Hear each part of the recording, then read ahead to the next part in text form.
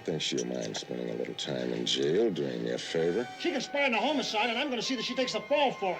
You don't know Maury, and I do. He wouldn't kill you, would he?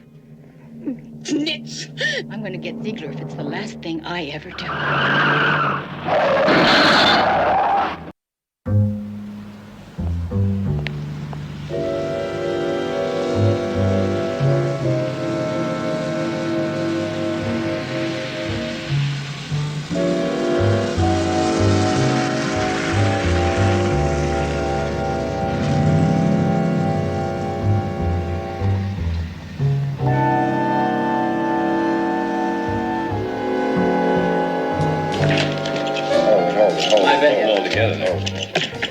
In a minute.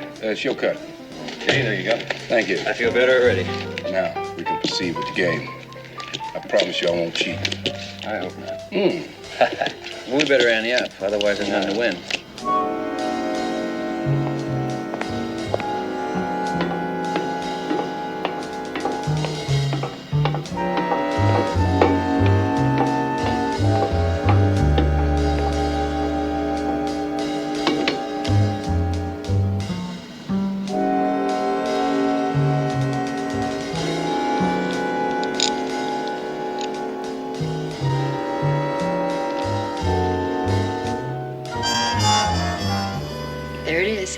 Stark was spotted by airport intelligence deplaning from a Detroit flight Monday morning.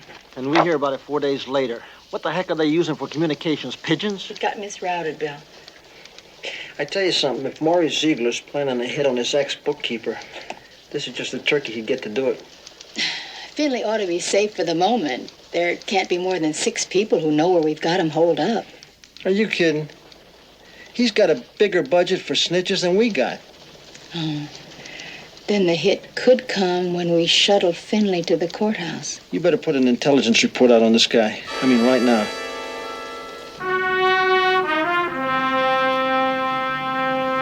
It's on you.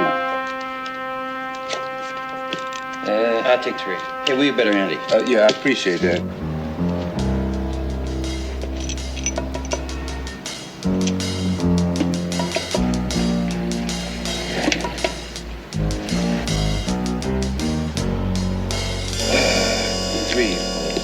Off the top. 2 for me, please. 2. Now, excuse me, the doctor's got to see what he has below.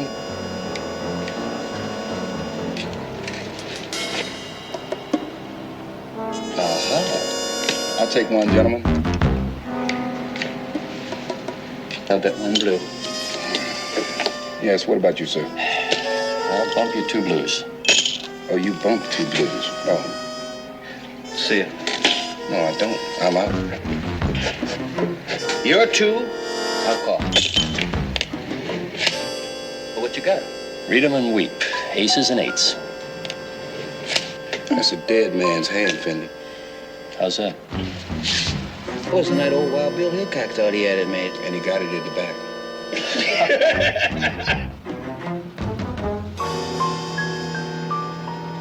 I don't believe either of you, but I'll drink to that. The man doesn't believe his beat. That's a first. Yeah.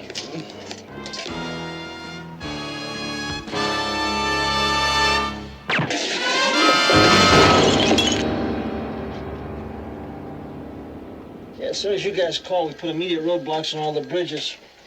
The choppers and the harbor police are patrolling the shoreline. We definitely got Stark holed up on that island. Come on, let's get at it.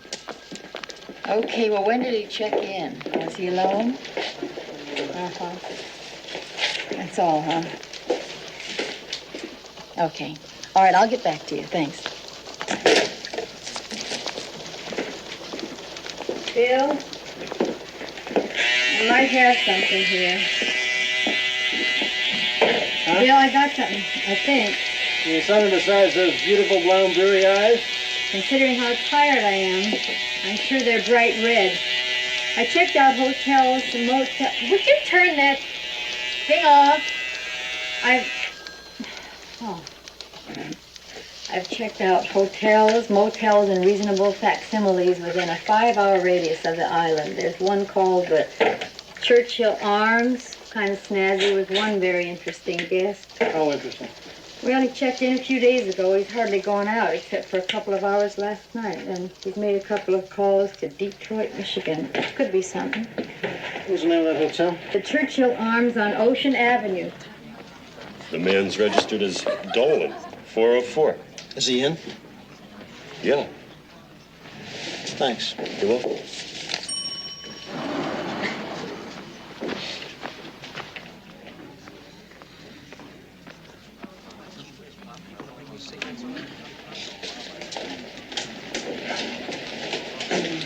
Ziegler's chick. Yeah. Our friend's in 404. Hey, Joe. Yeah. Taylor. Pete, we want Stark alive and talking. Right. I'll get the fire escape plan. Good.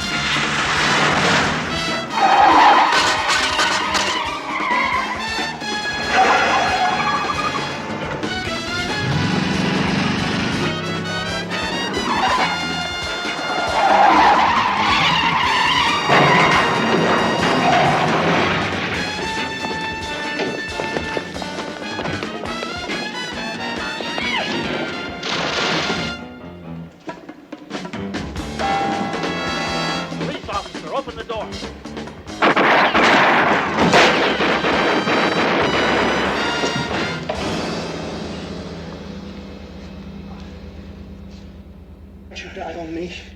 Call an ambulance. Hey, Pete, get up here. Police emergency. This is Sergeant Anderson. Request ambulance. Churchill Arms, 657 Ocean Avenue, room 613. Right. Smell it. What's that smell like to you? Cologne. I think it's 812, but I'm not sure. Is he still with us? Yeah, so far. Yeah.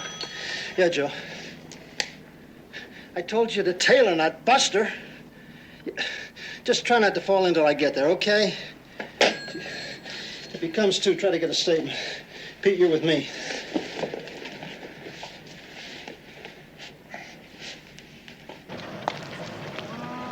What'd you charge her with? Running a red light, speeding, reckless driving, in violation of State Ordinance 1012, What the heck is that? polluting the harbor.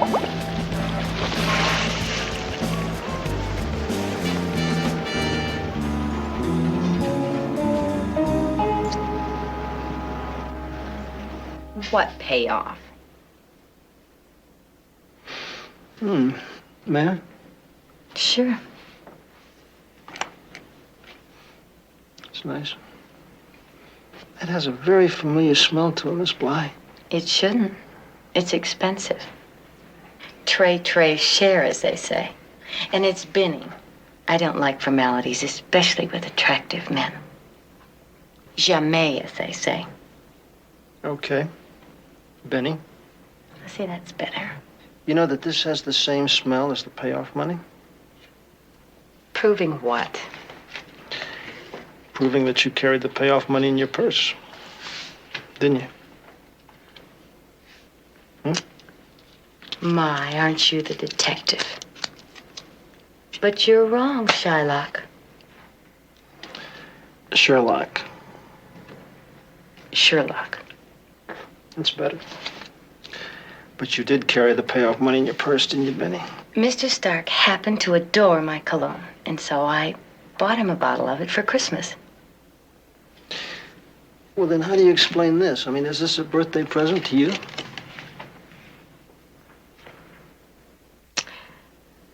We just spent a few hours together, and apparently while I wasn't looking, he just put that in my bag. I don't know why. I can't imagine why, but when I saw it, well, I didn't want to get busted on a Sullivan, so I got rid of it. I tell you, Benny, you got the wrong state. See, the Sullivan law is strictly New York. Oh, they don't have one of those out here in the boonies, huh? You're not going to tell me anything, are you? I already have. What happened to Pinocchio when he didn't tell the truth?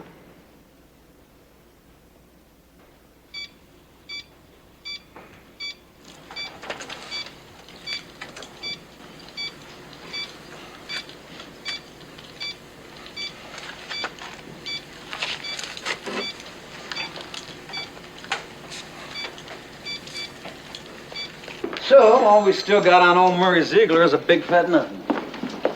Throw his old lady into the slam on a murder charge. Maybe that'd give him something to think about. And the bail money that the 8 lawyers would have come up with would take about 8 seconds. That's possible. In the meantime, Stark's still in the ball game. Ballistics phone said that bullet they took out of Finley came out of Stark's gun. The complexes are slowing.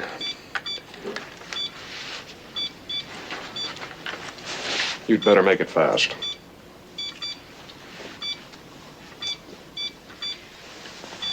Mr. Stark, I'm a police officer. You are going to die. With that knowledge, please understand that any statement you make will have overriding validity in a court of law. Now, will you tell us who hired you to murder Arthur Finley?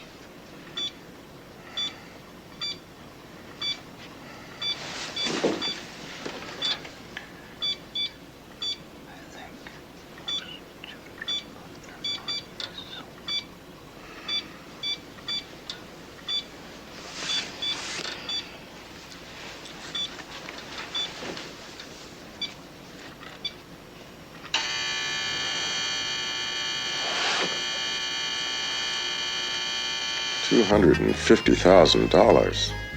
Maury, I was fortunate to get any bail set at all. Anyway, I doubt if we can make bail on her. What do you mean by that? Her probation officer contacted me after we left court. Said they're going to violate her probation. Where'll they put her? Well, she's just like a sentenced prisoner. She'll go to Browder for women. It isn't half bad, considering. Look, Maury, one charge is akin to first-degree murder. So, what do you advise me to do? Well, we can try to bail her out, get her probation hold dropped. And fly her down to Rio for a while, huh? If she's out on bail, she sticks around. Look, Wilson, Benny's crazy about me. Don't forget, I took her out of that hillbilly joint and put her on television. Got her a record contract in Nashville. You've been very good to her. The way Benny feels about me, I don't think she'll mind spending a little time in jail doing me a favor. I don't know, Maury. Well, I do. Now, if you'll excuse me, I'd like to finish my massage. Well, Maury Ziegler's opened the door for us. And Leanne Pepper Anderson can go through it if she wants to. You can go right through that door, sweetheart. What door is that? Oh, one fitted with those little steel bars. You know, Miss Blythe's gonna be hurting in that hole. That's right. She's gonna need a friend.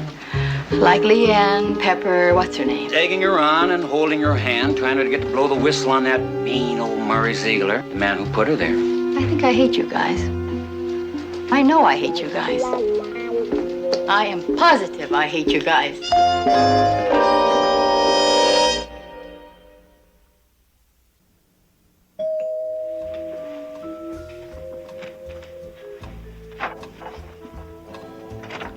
Hi, Bill. Hi. Hi, hello. Pepper Anderson, this is Dr. Esther Howell. Nice to meet you. So nice to meet you. You want to come in and have a drink? What would you like? I'd like soft one, thanks. Bill, I think I'll have a shot of that tequila Pete left here if you still got some. Why don't you sit over there, Doctor? Okay. No Spanish tonight. Oh, you do? I'm so glad you were able to come over, Doctor. Oh, thank Yeah, you. we had an interesting conversation coming over. She's got some things to tell you. I told the doctor we're taking you before Judge McNally tonight and charging you with prostitution. I can hardly wait. She'll be known as Eve Dennis.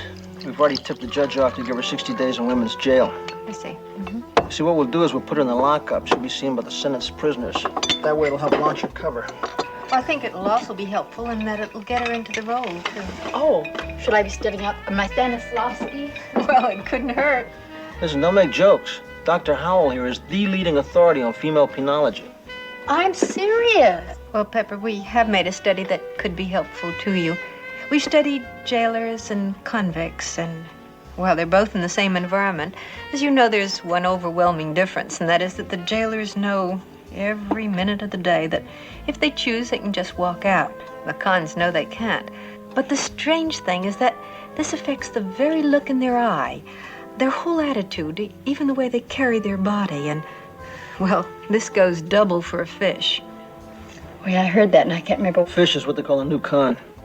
Oh, yeah, that's me. Yeah, that's you, and there's one thing these gals hate more than anything in the world, and that's a snitch, an informer. You better not forget that. What else shouldn't she forget, Doctor? I don't mean to scare you at all, Pepper, but you're walking into a powder keg of emotions. People who feel frustrated, futile. You've got your ideal base for violence to occur. It could be fatal.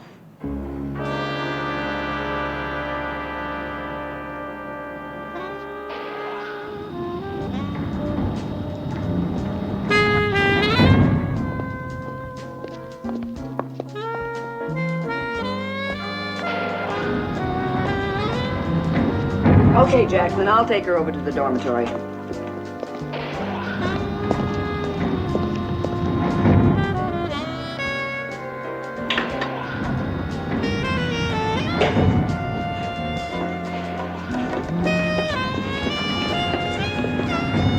Ooh-wee.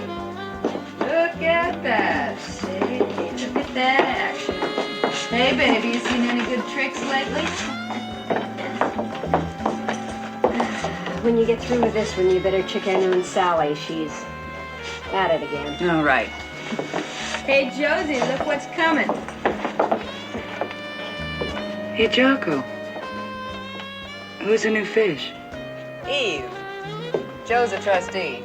She'll help you learn the ropes. Sure I will. Thanks. This is your room, Eve.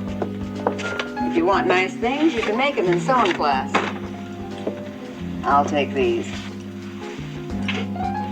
Obey the rules. You'll get along here just fine.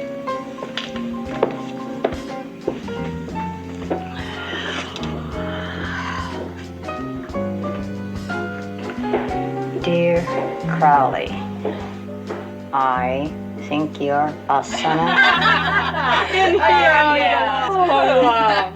Listen, I got a sable. I wore it like a wrap, right? Fantastic. I don't know what it cost. Wait a minute, I take it back. I do know what it cost. I went out the next day and I priced it. And let me tell you, did it cost? Well, anyway. Oh, hey, here, I made these. Oh, thank you. Yeah, that's terrific. That's fine. Listen, has anybody got a cigarette? Yeah, sure. Here, take mine. I've got plenty. Keep the pack. Thank you. Miss Bly? Miss Bly. Call me Benny. Listen, like the man said, we're all equal under the law. Yeah. Some law. Yeah, that Benny's really got it hacked with that old man of hers. Ooh, you better believe it. I'm gonna get me some of that action. Honey, you would need some blue contact lenses and a hell of a lot of bleach. Yeah. No, I really mean it. I'm gonna get me an old man. I'm gonna get out of this hole. I'm gonna get me some furs, some diamonds, do it all up. Yeah, aren't we all? Take it easy. Yeah. Good night. What's good about it?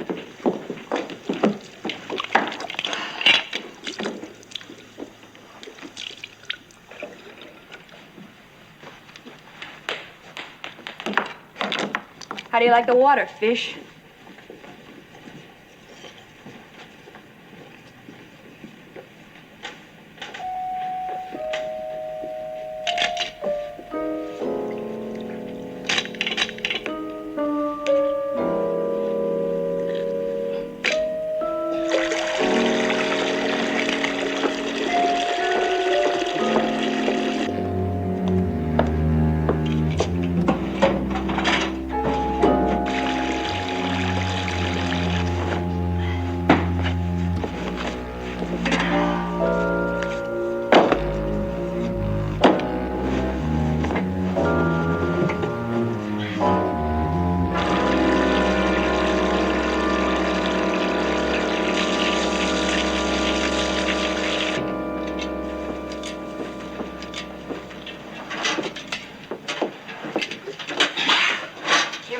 Finished with it?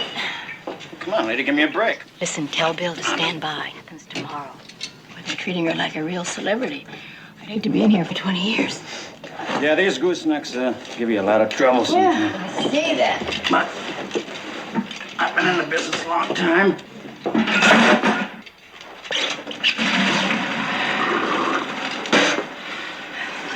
No carrots, please. She means yes, please. Hey, do you mind? I got a fish at my table. Eats nothing but carrots. Oh, carrots. Maybe your mom told her they were good for her eyes. Hey, Eve, I'm taking you under my wing. Oh, what do I do, cluck? Oh, listen. Without Mother Hen, a cute little chick like you is fair game. Okay, where do I roost? Just follow Mother Hen. Oh, yeah? My dad has his Tennessee accent. And Mom says, so what is he talking about? Hey, gang, this is Eve. She's okay. Hi, fellas. Hi. Yeah, she's a fish. Come on, Corinne. I said she's okay, okay? Oh, la-di-da. Big mouth over there is Corinne. That's Dolores, Ann, Edith, and our very own superstar, Miss Vinnie Blythe. Hey.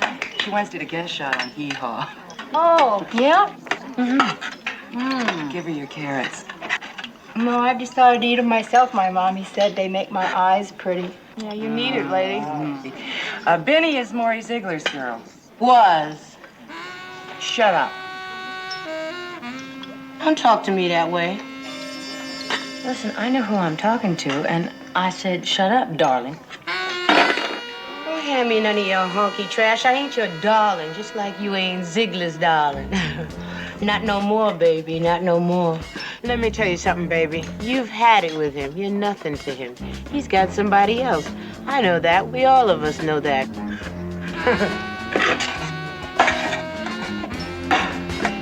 Get out of my carrots. Excuse me, girls.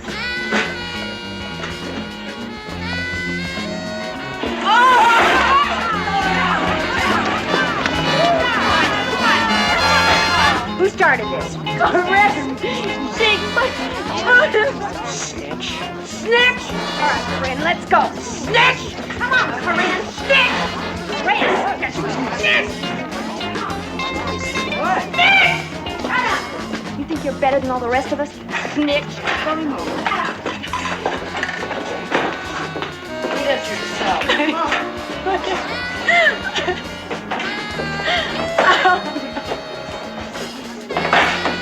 Miss Benny Blythe. There's sure something rotten in here. I kind of like that pillow. Take that to my Ooh, room, it will you, stinks. girls? Have it. Yeah. Where again?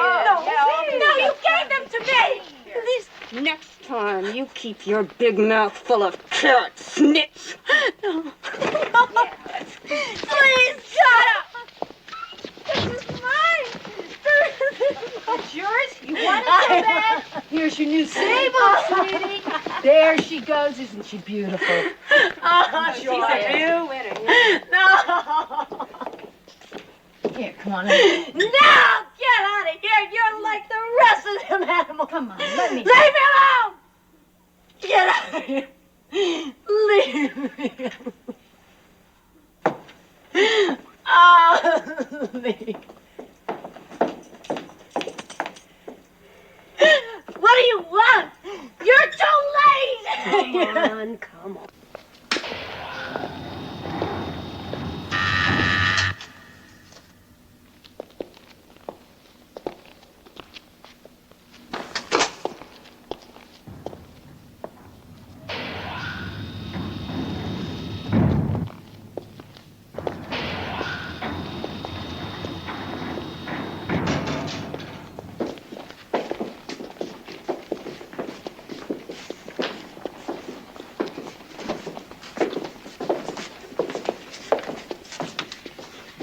Insomnia? Eve, this is Lois. We're putting her across the aisle. Introduce her around tomorrow, okay? Sure. This is your room, Lois. Slate, we'll give you further instructions in the morning. Good night.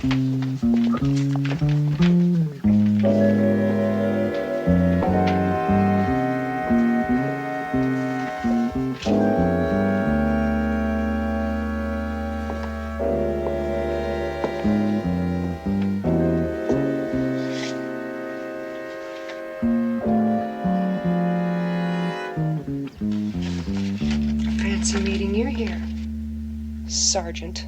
The name's Eve Dennis. But you tell it to all the girls.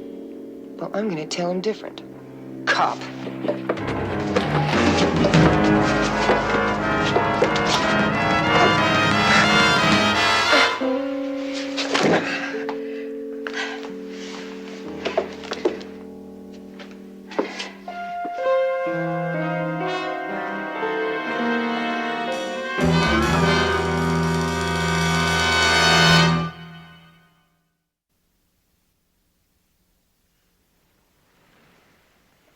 You lousy pig. You listen to me, Lois.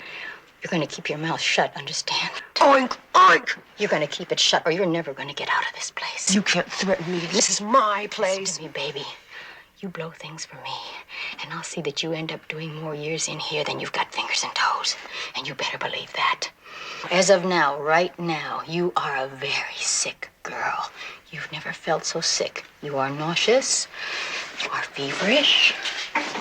What you probably have is contagious. Correction, it is contagious. What are you talking about? Something that's going to carry you down to quarantine, to county general isolation for as long as I want you to stay there. Swine. Take it easy. Now, you play along with me, and I won't cross you, but you better do as I say. Understand? What's going on in here? Oh, this new girl is sick. You know, she passed out. Huh. How do you feel? Lousy. Help me get her up. Come on, sweetie.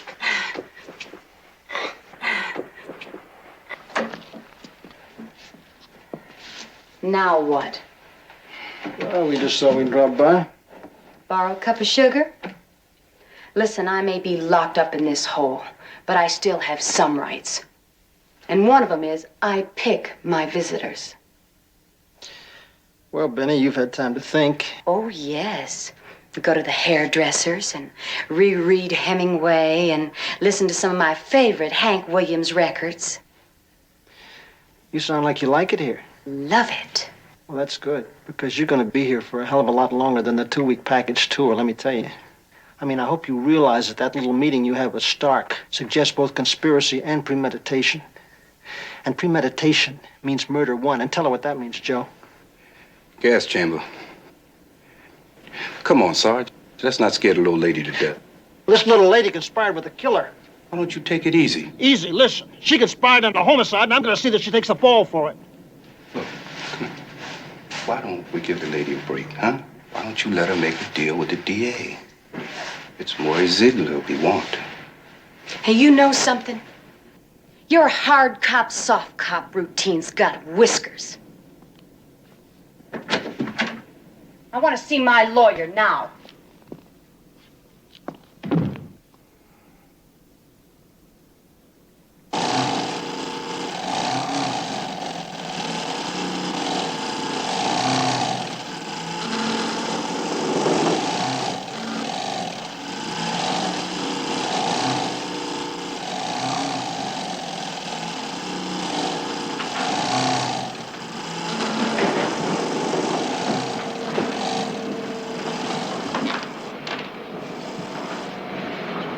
Listen, honey, could you use some weed? Got some? Yeah, Benny's too. Or if you want some junk, do you use it? No. Okay, girls. Let's get those little wheels spinning.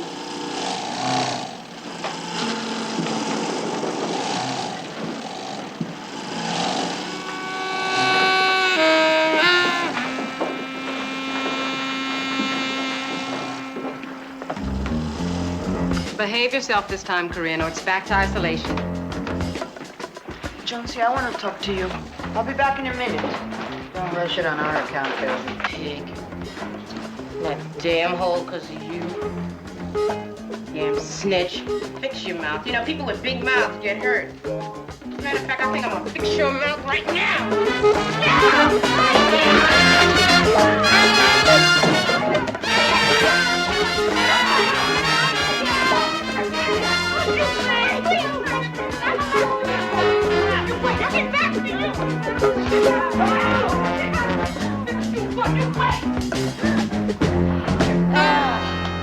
She's not worth a homicide rap, that's for sure.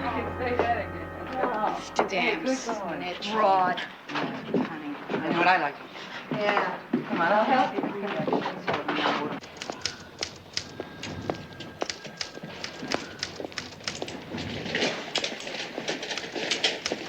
Hey, Corinne, welcome home. Hi, Bill. How'd it go down, Corinne? Not quite the way we rehearsed it. What do you mean? I nearly strangled Pepper, and she almost busted my shoulder. Well, that's what you call realism. I'm proud of you. You know what you sound like? Like the manager who told his beat-up boxer, he hasn't laid a glove on us, kid. Listen, if you promise not to strangle me, I'll show you a couple of holes that even Pepper doesn't know about. Or else. Now, you tell Maury that. Take it easy, Benny. I won't. I mean it. I mean it! Are you all right? Yeah.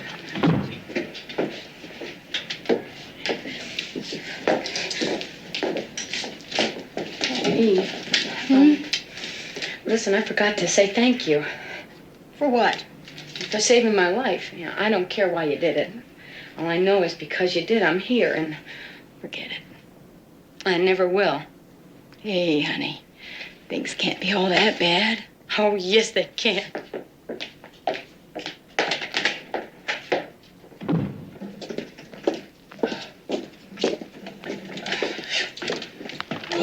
What'd you do, blow a fuse? She's threatened Ziegler. Lady, I'm a married man. Huh. Some people, huh? Or else, Maury. That's what she said. Maury, let me try to bail her out, or you'll regret it. Mr. Ziegler. Yes? The marshal's office. Are you Maury Ziegler?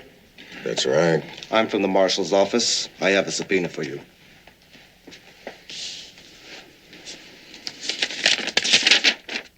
It's a subpoena commanding you to testify before the grand jury. Against Benny? All right. And it also forbids you to leave the court's jurisdiction.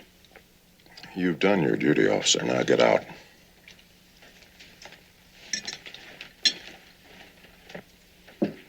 Maury, if you want my advice... I don't. Now, why don't you get lost, too?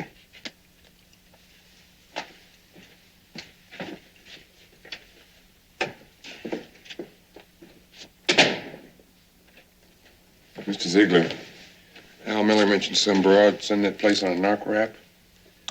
I think he said she gets out on Friday. Maybe she'll be needing some bread.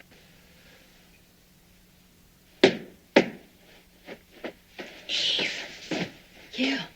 Listen, I gotta talk to someone. Okay, please? Sure. Come on in. Sit down. Sorry I don't have a coffee to offer you.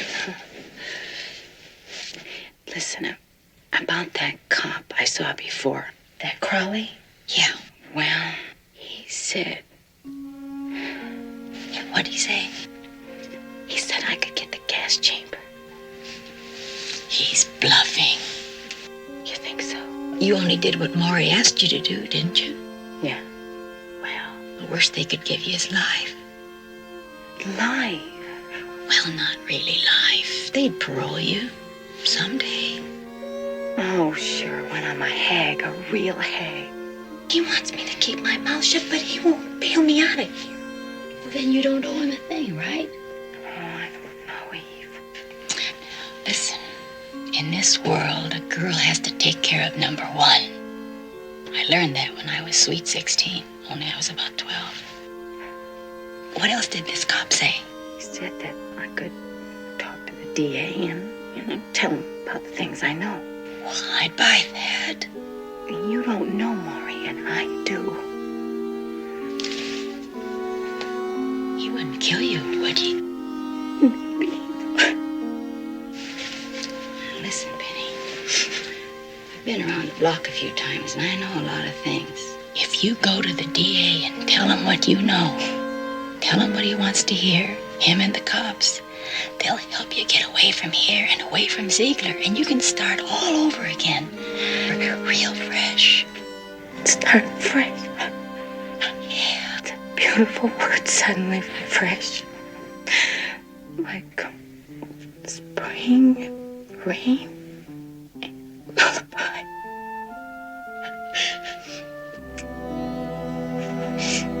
You know something? My daddy, a long time ago, he told me that those 3 words were the most beautiful words in the whole English language. Well, yeah. Good night, Eve. Thanks. Listen, I feel a lot better, honest. Anytime you feel like talking, come on in and talk. And it'll be okay.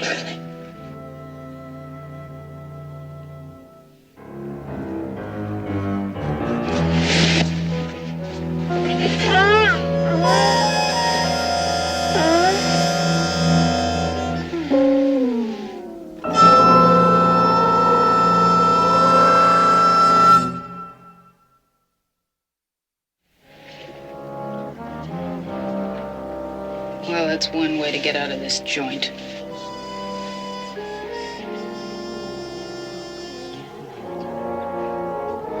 Poor thing OD'd.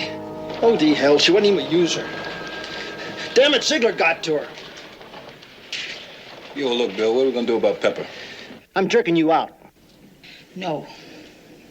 What do you mean, no? No, Sergeant. Come on, Pep, cut it, will you? I just can't walk away from this one. If we hadn't pushed her into threatening Ziegler, she'd still be alive. So life can be lousy sometimes. Forget it, will you? No! I'm going to get Ziegler if it's the last thing I ever do. Look, Pepper, we're not running a vendetta here. Now, one of these days, Ziegler will make a slip and we'll nail him. For now, we're stuck. Oh, I don't know about that. Don't you? What do you know about? I suspect, and strongly, that Benny was done in by our local friendly pusher, a girl named Jo Enders. Yeah, go on. They release her on Friday. Spring me the same day, okay, Bill? What makes you think you can tie her to Ziegler? Just let me try, okay? Hey. Hi, how are Just you? came in to say goodbye. My lawyer got my sentence, modified. You mean you blow this trap? Yep. When? Tomorrow. Hey, listen, I get out tomorrow, too. No kidding. Yeah. That makes 2 of us. Yeah, 2 of us. Hey, what are your plans? Well, my old man will be waiting for me. Yeah, with like maybe 10 tricks in tow. Yeah. Listen, sweetie, how would you like to take a trip, just the 2 of us? A trip? You and me? Yeah. Where? I don't know. Acapulco? Acapulco, it's hot there. How about Paris? Yeah. Where would we get the bread?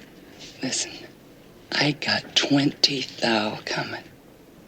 Oh, you're putting me... No, it's the truth. Oh, come on. Really? No, I'm on the level. Well, I got a level with you. Now, Silky, he's gonna be waiting for me, right? Right. Our life with him, it's, it's not perfect, but it's a steady thing. I ditch him, and it turns out you're snowing me about the money, then I got nothing. I'm sorry. Listen, the guy with the bread is meeting me at the gate. Now you come along and watch while he hands it over. 20,000?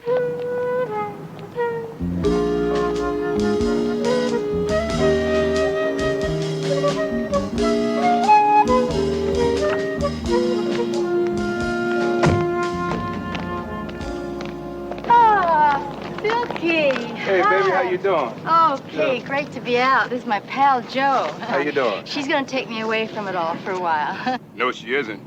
Look, I paid a lot of bread to that shyster to spring you. Well, I paid plenty of don't you bread. hold on. Hey, wait a minute. What's the trouble? This pimp's making noise. Come on. This is Eve. Eve Dennis. She helped me out with that little chore, you know. Come on, girl. Come here, girl. Hey, come on, Silky, take it easy. Get lost, Pop. Hey, what you... Come on, hey, Silky. Silky, come on, I wouldn't cross you, man. I'll call you. You owe me. I won't forget it, baby. I'll see you again, Smack. Okay, man.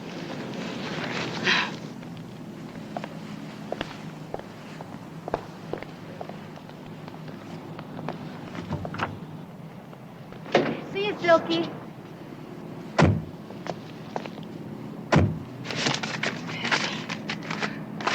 Big ones. Do you believe me now? It's not enough. We want another 20. Or else what? Or we blow whistles, don't we, Joe? Eve, are you freaked out or something? No, and I'm not afraid of this creep either. He's just a stooge for Maury Ziegler. What do you know about Mr. Ziegler? Well, I know he's paying Joe here for dusting his girlfriend. Oh, she didn't get that from me, honest. Baby, you want to know something we can all do without you? Get the heat away, dummy. I got this friend. She doesn't hear from me by 6. The cops move in on Ziegler. Oh, I didn't know anything about this. I gotta make a phone call. No phone calls, lover. Just take us to the man with the bread. He's not gonna like this. You'll like it a lot less if you don't.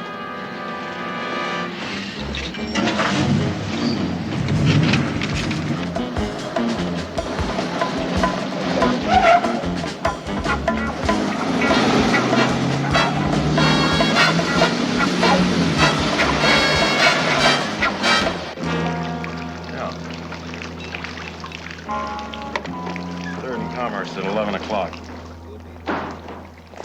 Mr. Ziegler. Wait here.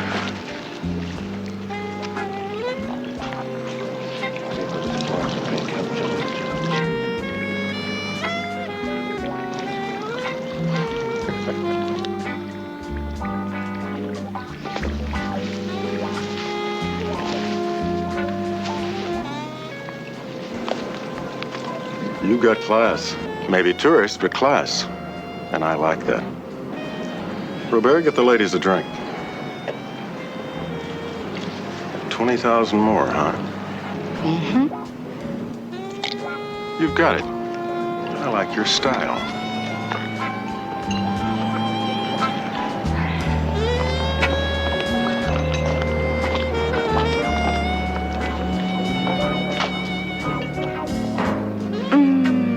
Scotch and water, please. It's going down smooth.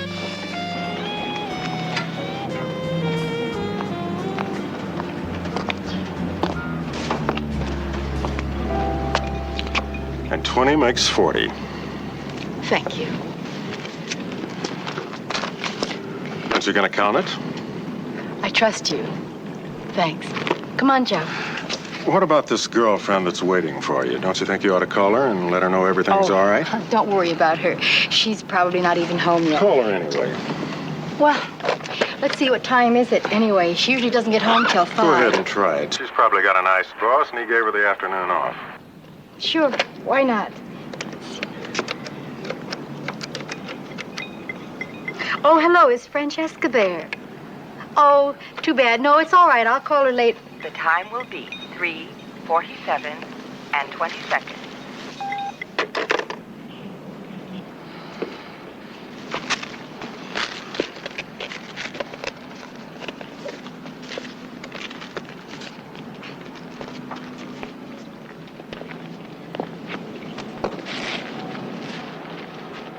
Lose them. Permanent. That's it. 12:50 today, 3 move in.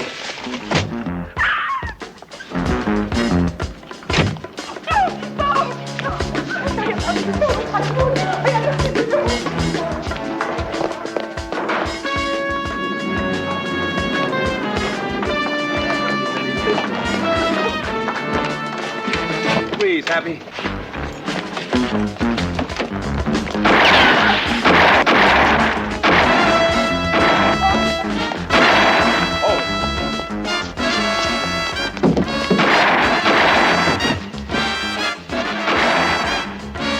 Stop, Crowley! Freeze, Turkey! Freeze! Okay.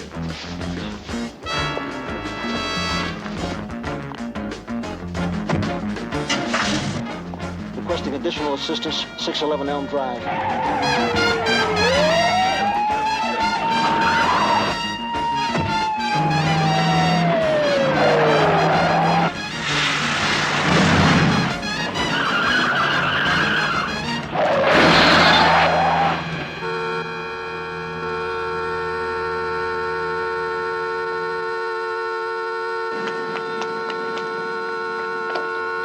Bill, you okay? Bill!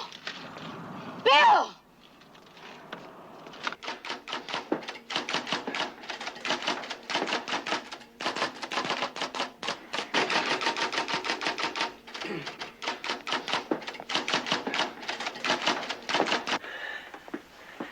When you finish that report, I'm taking you to the movies. Finished. What's up? Nothing's up. I'm taking you to the movies. What, it's a scary movie? You're afraid to go alone? No, it's an oldie with Patsy Kelly and Thelma Todd. It's all about this women's prison, and you're gonna love it. Oh, it's right you down your are alley. rotten. Rotten! Even beat up, you're rotten. I don't know. I got these passes. Oh, that's different. Anyway, it's a preview.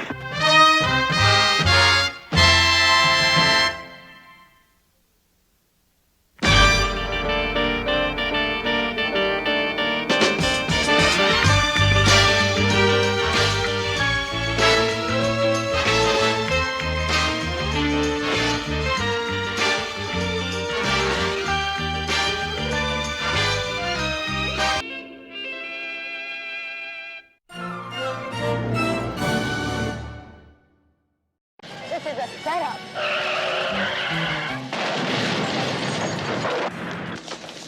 I don't understand. Did I retain somebody? An attorney, darling. La creme de la creme. Picture a more vivacious girl working for you. Someone who could use a little body action. We've got to find a way to shut them both up. I just sent Sergeant Anderson up to her apartment to tell her about her husband.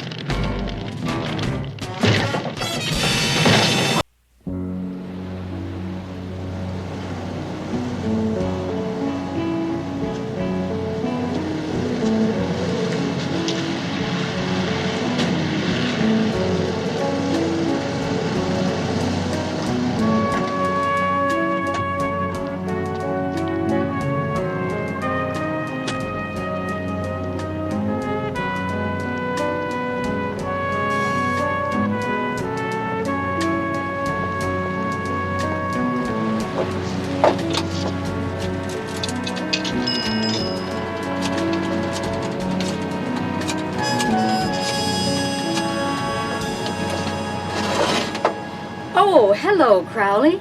This is your disappearing, going on vacation Purple Claw. Just thought I'd check in one last time. Let you know my bikinis are packed and I'm off and running. So before you say anything, don't say anything. Listen, Purple Claw.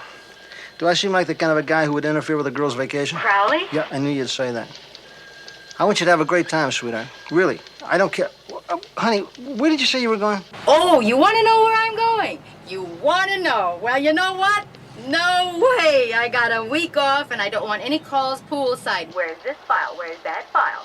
You can just find the file all yourself, okay? Say goodbye to the troops and listen, Bill, try to survive. Not only survive, honey, we're going to prevail. And if you're not back in a week, I'm going to slap a blonde wig on Styles. A bikini, I don't know about it. Bye-bye. Have a good time.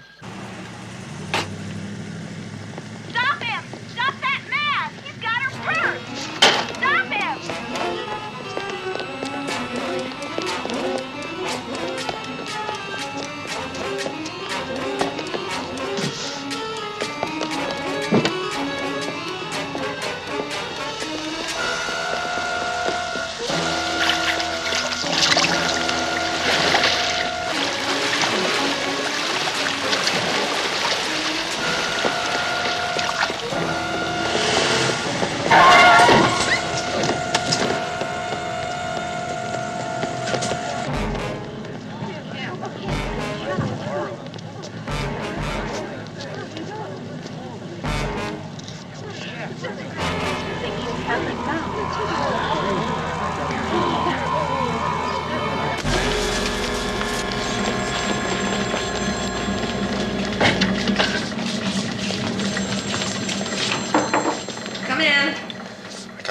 for you, Hilda. Banged up, all in one piece. Good. Name?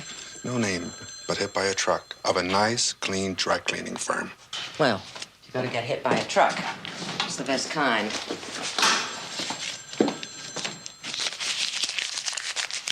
$20, Hilda? Oh, come on, you're kidding. You know it's worth more. Well, if it is, you'll get more. Washington, it's only money. Only money? It's only a matter of arriving at a fair amount. Well, let me tell you something. I have come to live and breathe by the stuff. The happy juice of life. It's the holiest of stuff.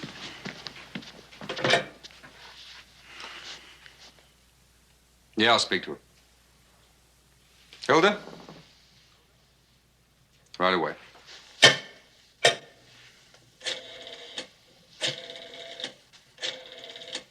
Calhoun?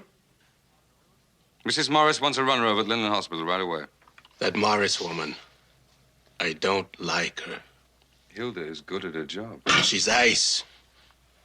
Or heart of stone. Well, I'll admit she's not a specialist like you, Washington, but in life, well, in life, all of us are specialists. All of us, in our own way, have a function. All of you wouldn't be here if it weren't for me. And in this funny accident business, I'm the artist, the Leonardo. I'm the reason you wear those fancy clothes and smell so pretty. So it's got to be a partnership. A full suit and tie partnership. And that's what I'm gonna get.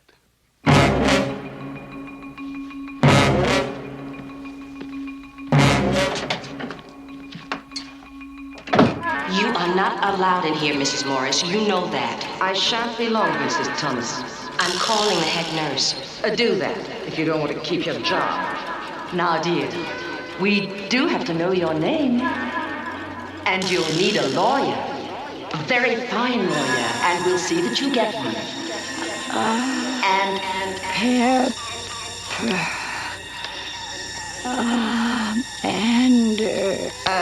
Pepper. Sounds like Andrews. Oh, Polly, make sure that that runner to Linden Hospital has an attorney's retainer form. Yes, Mr. Calhoun. Good morning, Mr. Markson. That is the last one, Dan. Larry. Dear Larry. You know, you sit on your rump all day and sweet talk the insurance adjusters. Is that so bad? You just don't seem to understand, Markson, do you? I have had it here. I'm fed up. I'm not practicing law. I'm shoveling manure. Law. Do you know what Hilda says?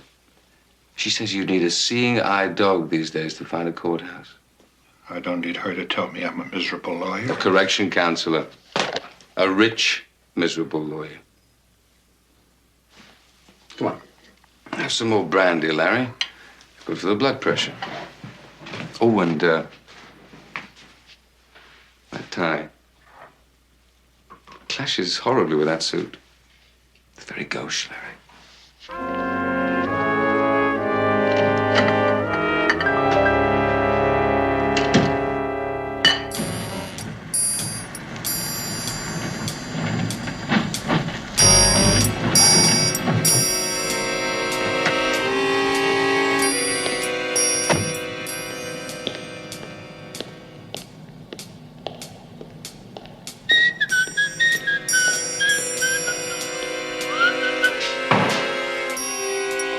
Howdy. You're late. Busy day on the freeways. Cars are bounding around like balls in a pool hall. You know, I must have handed out 8 cars at least. Yeah. You'll be hearing from him. Oh, good. You know, this one guy, car sideswipes him, and all he gets is a cut over the eye. Stay put, says I. He says, I'm all right. I said, like hell you are. You're going to need a lawyer. And thinks I, even a jerk like Calhoun. Oh, you beer? No, thanks, Russ. Well, why the meet? Washington, he wants in. Full partnership. You tell him no. No way. Might be difficult, Russ. The man is unique, isn't he, Hilda? Yes. I mean, Russ, do you know any other man who can twist his bones so that his x-rays look like spaghetti, then snap them back into place again? And the insurance company is meanwhile paying off. Well, for us. My vote is no. No more partners. Hilda, your vote? Unique? Yes. Partnership? No. Well, just to make it unanimous, my vote is no. Isn't democracy nice? Oh, and Russ, why don't you make Washington's next accident his last one? Dr. Gary Ballard, please report to the information desk. Dr. Gary Ballard, information desk, please. What happened? Oh, good morning. You were in an accident, but you're going to be fine, just fine. But Miss Andrews, we've been unable to locate any identification.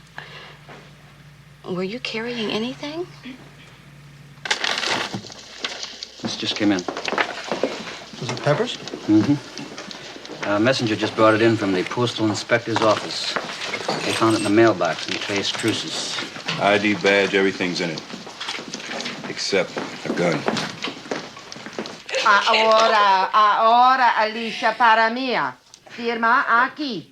¿Pero qué quiere que haga? No quiero firmar, no. Hi. You feeling better? Alicia. Yes. Alicia. What's going on over there? Oh, our beloved Samaritan, Mrs. Morris, direct descendant from Lady Macbeth, is a front for a capping racket. Alicia. Ambulance chasing. They practically own this place. That woman probably is an illegal. Well, correction, is an illegal. Morris would know about that. So she threatens the woman that unless she signs with her lawyers, the insurance companies would turn her over to the immigration people. Except it never comes out that way. Lily, if that's true, why don't you report it to the proper authorities? Miss Andrews, my big, beautiful husband was just laid off last week. We've got 3 beautiful kids. And hamburger is still almost $1 a beautiful pound. So you see, I'd like to. Oh, Alicia. But I can't. Gracias, chiquita. Dr. Paul Segunde, room 310, please. Well, Miss Andrews, how are we feeling today? We is feeling lousy. Well, you were pretty much out of it when you signed the retaining form. I don't understand. Did I retain somebody? An attorney, darling. La crème de la crème. The best. See? Your thumbprint. Good as a signature. Why couldn't you have waited? Because, my dear, there are insurance adjusters, bloodsuckers, leeches, who'd move in on you before you knew what was happening. Here? Oh, yes, right here in the hospital. Well, then, I see you later. Dr. Mike Besser, nurses station, 3rd floor, please.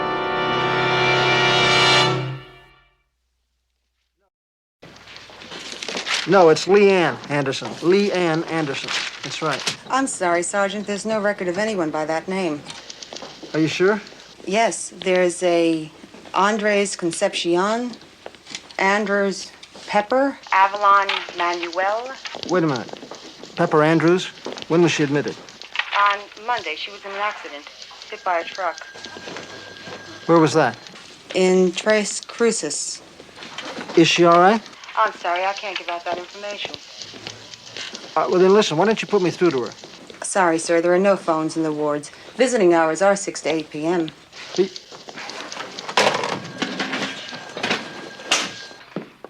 Good evening, Pepper. Oh, hello, Mrs. Morris. Now, who was it who said, roses may beckon toward us, but they speak toward heaven and God? Henry Ward Beecher, I think. Oh, thank you.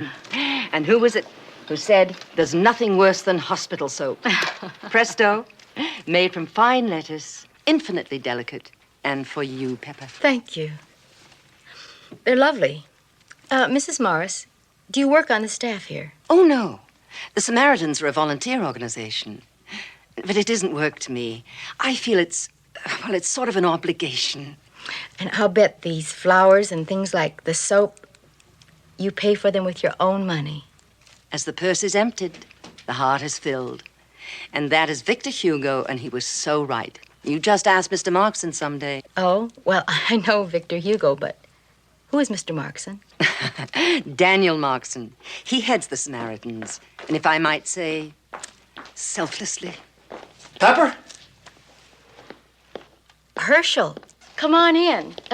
Mrs. Morris, this is Herschel Andrew, my husband. Well, my ex-husband. Oh, how do you do?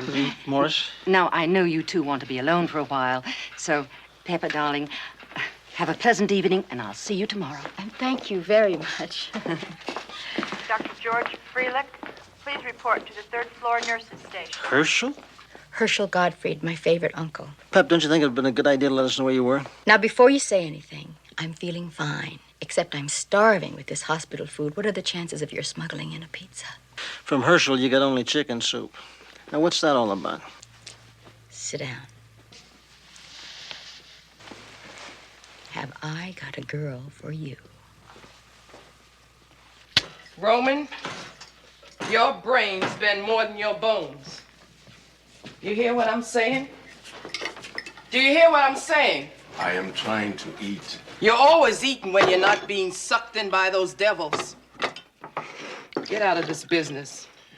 What do you know, woman? Those people, they'll chew you up. Wait and see. Baby, I don't want nothing happening to you. Don't you understand? I'll get it.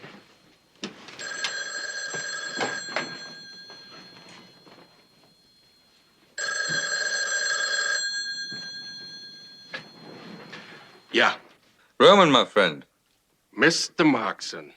Hold on.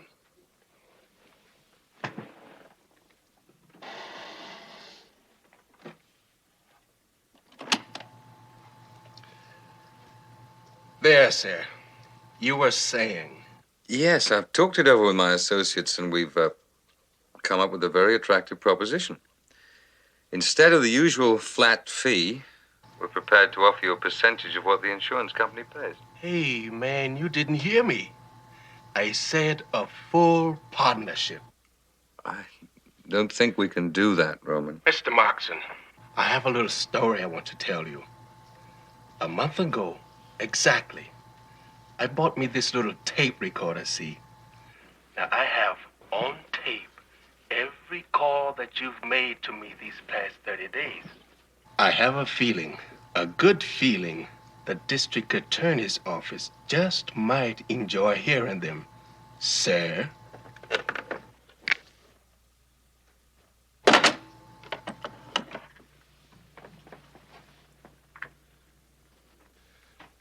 How was that?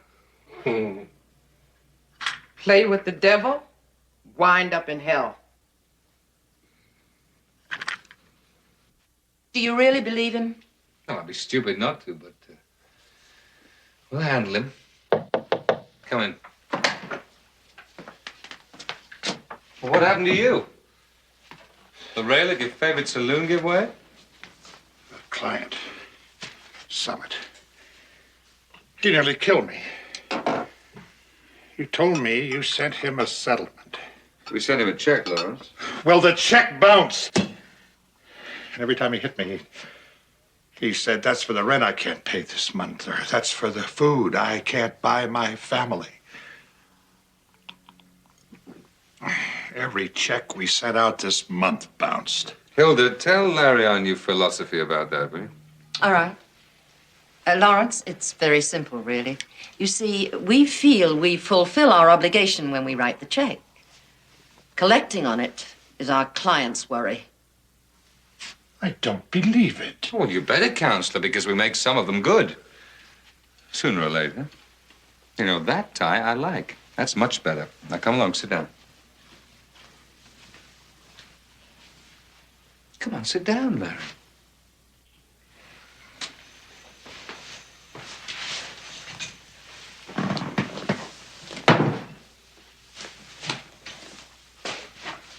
Hilda, Hmm? read me all the cases pending from Calhoun's file. All right. Oh, Amelia Huerta. She's suing for 20,000. Company offer 1,000. Take it. Marks, that's crying out loud. Next, That's just the first Hilda. offer. Vincent Lombard suing for 8,000. Offer 500. Settle it. That won't even pay the hospital costs. Claim is against the man, not against us. Let them sue him. You can't do that. The defender of humanity.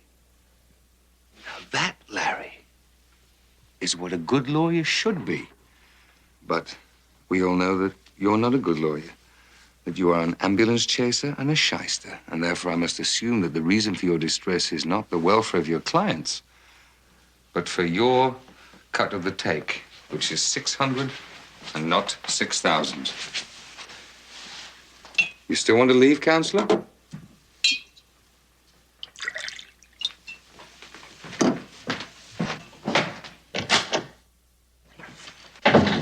His ethics are as shaky as his.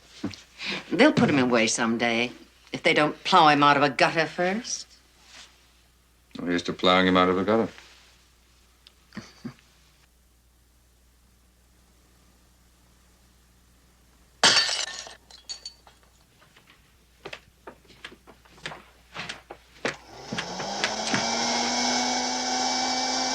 I don't believe it.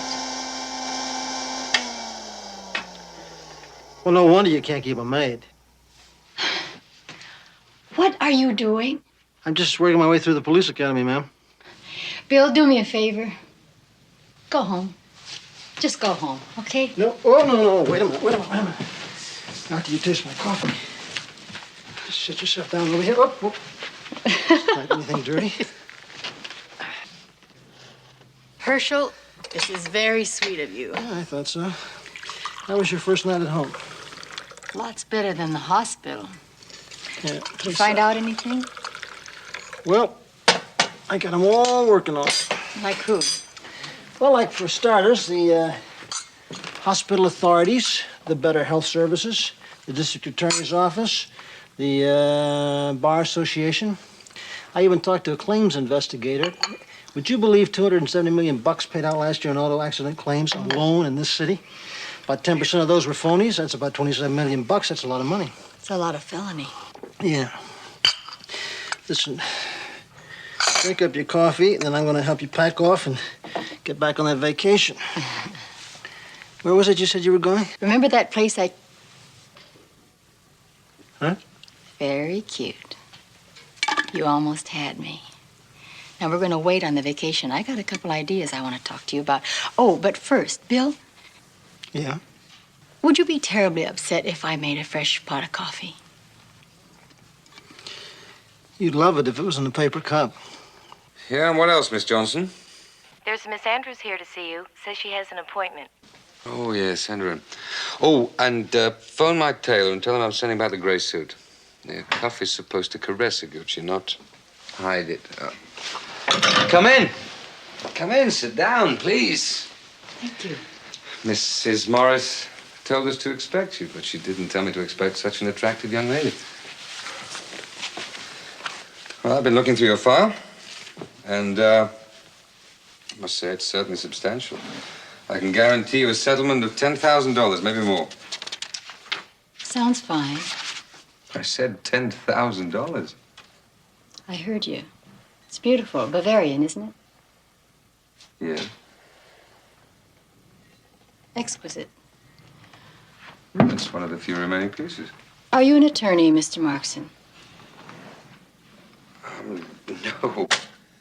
No, I'm more of an engineer. You know, I fit the right pieces together. The right attorney for the right client, the right medical report from the right doctor. Very nice. Efficient. Yes, we think so. It's really remarkable What? that it all started with your card, the one Mrs. Morris gave me in the hospital. Oh, yes, she's very helpful. I'm sure. Dan. Is it all right if I call you Dan, or do you prefer Daniel. It's your preference. Dan. Isn't it true that most accident victims are men? Uh-huh. Well, now, let's face it. Mrs. Morris is not going to win any prizes for personality. So, picture a more vivacious girl working for you. Someone who could smile, use a little body action.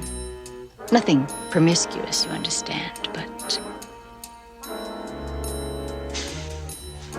Picture you, say? You could say that. Why?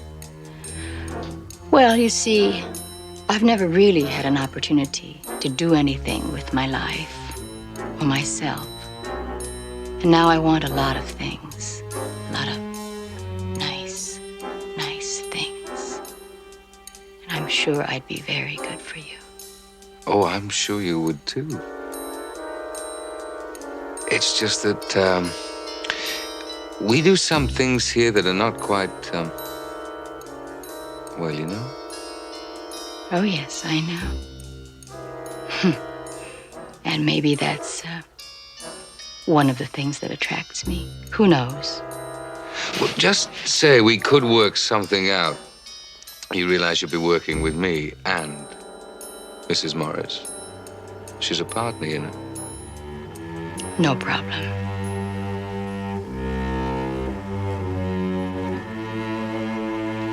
Okay. Done.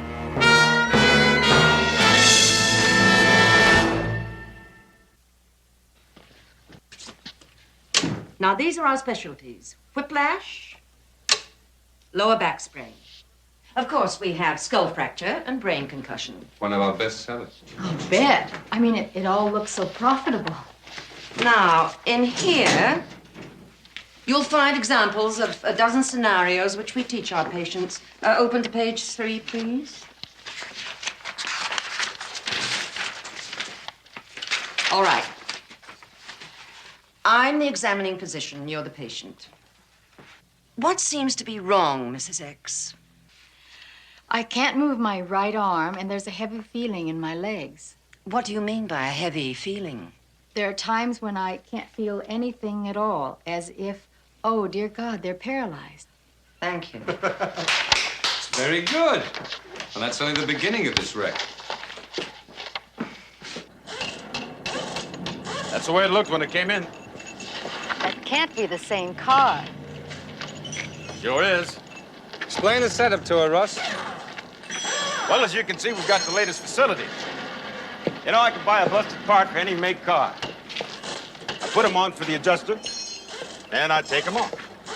And then we split 50-50 with the happy on. Now, you like it? Love it. Well, I think you're ready for a little field trip. Hello, Mobile. Call the Highway Patrol. This is an emergency. There's been an accident 2 miles west of Barron on S19. Send an ambulance immediately. Well, this will be good for 5,000 or 6,000 insurance settlement easy. Not bad for an afternoon's work. I love it. All set. Sure am. Mustn't disappoint the Highway Patrol, must we, gentlemen?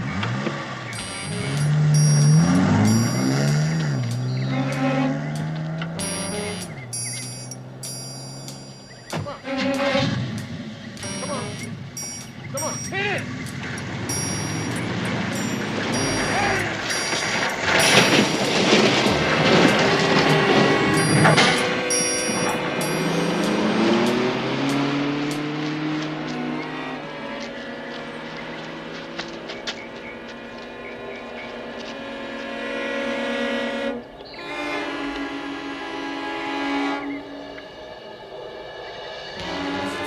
Hilda, here are the stats on our friend Washington. He's going to have slight brain damage and a heavy pain in his right arm. Yeah, the insurance sheets are here, and Hawkins. Hawkins has got the write-off sheet on the car. I expect him around about 6 o'clock. Give or take 10 or 15 minutes. Fine. There's gold in them there wards. Real gold. That's amazing. I've never seen anything like it. I'm happy you're so impressed. Oh. Oh, she starts Monday. Okay. Right, end of the tour for today. It's the cocktail hour. Good. Have a nice evening, Hilda. I know a lovely little place by the beach. Drive down there, have a couple of drinks, and then... What's your favorite food? I feel like Chinese. Well, it just happens I know this other terrific place, which has the best seaweed, dumplings. Get away too fast, Hazen. Yes, ma'am. I haven't seen her in 3 or 4 years. She came out as a rookie, just before I retired from the police force. Yeah, maybe she'll come back. Cop, Daniel. A cop. How was I supposed to know? Now look, you know, this lady friend of yours, Markson, she is a problem. Just like Washington's a problem. If those two ever get together, Except they're not going to get together because we've got to find a way to shut them both up. And between us, surely we can. Oh, I didn't know anybody was still here. I just came to borrow a cup of vodka. On the wagon from Gin Counselor. Take it and go home. Washington and the cop. How?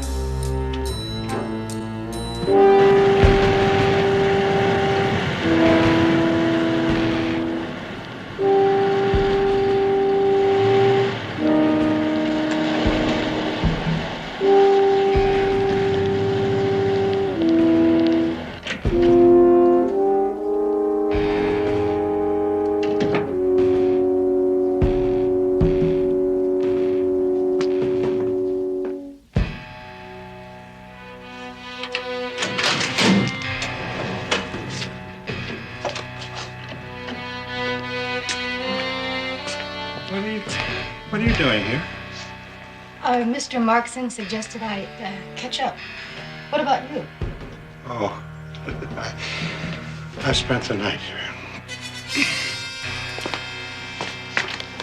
It is as good a place as any, I guess. You all right, Mr. Calhoun? No, I'm not all right, but thank you.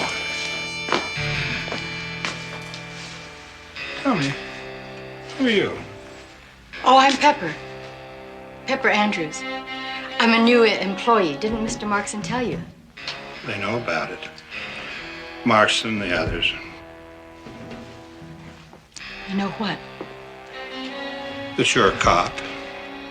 Real name, Anderson. You are in real trouble, Miss Anderson. Get away from here. Now. Mr. Calhoun. Please.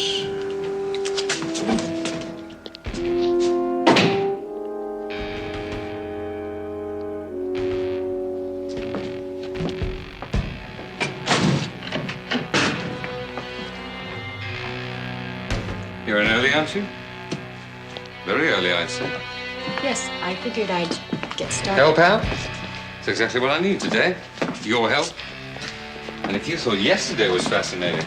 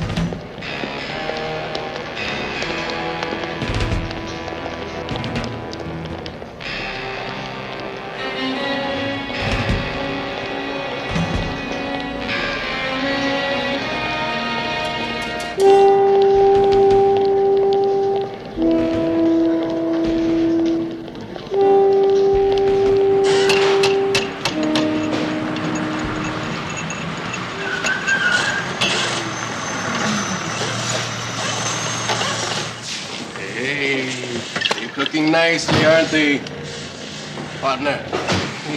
Partner it is. Order, Mr. Marston. We're about to be initiated into the classic technique of the rear ender. And this is the best in the business. From Washington, this is Pepper Andrews. Ross Hawkins. Pepper Andrews. Howdy. These two poor lost souls you don't need to know about, except they are important for one thing. I've insured them both to the hilt. When you get out Mr. Martin, would you sign those timesheets for me? Take over, Roman. All right, gentlemen. Listen up. No. We're gonna take a little ride. We'll get in the car. We'll take a little ride. I'll be scouting for a good prospect. What do I do? You will help me look for a good car. One you could bet is insured to the hilt, driven by two ladies, naturally talking, just gabbing away. Then all I do is draw up next to the car, then cut in front, and jam on the brakes, and slam, bang, them two ladies into our tail. You know what happened this morning? I opened this trunk and some dummy put all this extra gasoline in this trunk and forgot to take it out. Now, can you imagine that with the gasoline shortage?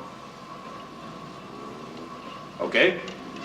Now, just as soon as we get hit, you two stand up to block out what's going on up front, okay? And that's when you and I swap seats. Why? Because, Miss Pepper, it's an undeniable fact that ladies are lousy drivers. Well, let's get going. Come on.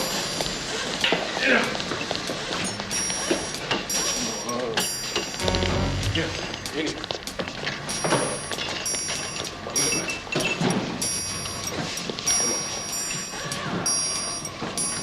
You're the best.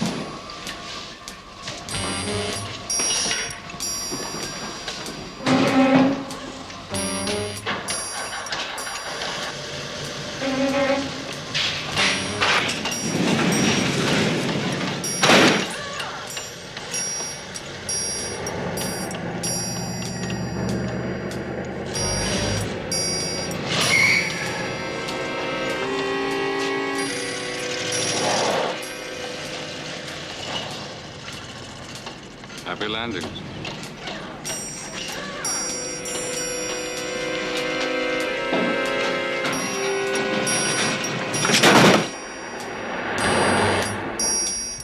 Roman, stop the car. What's wrong?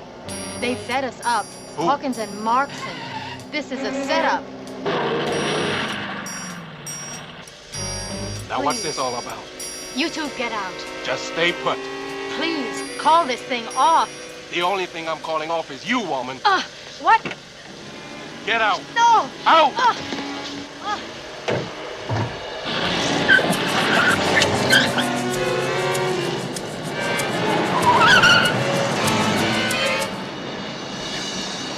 You all right? Yeah, blast them.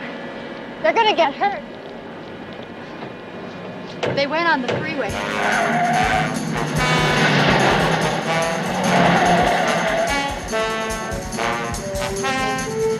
There.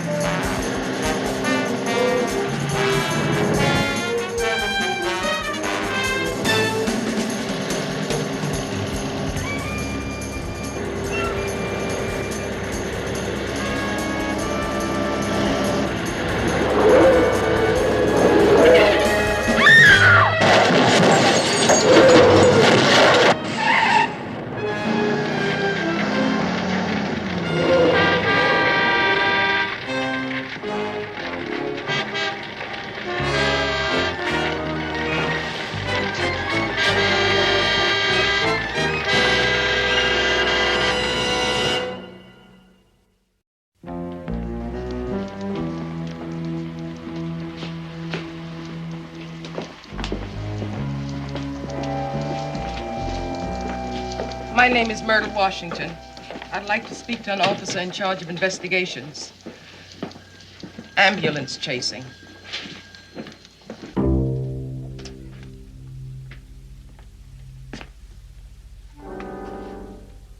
Mr. Calhoun, you okay? Yes. I just wanted to see a pretty face again. That's all.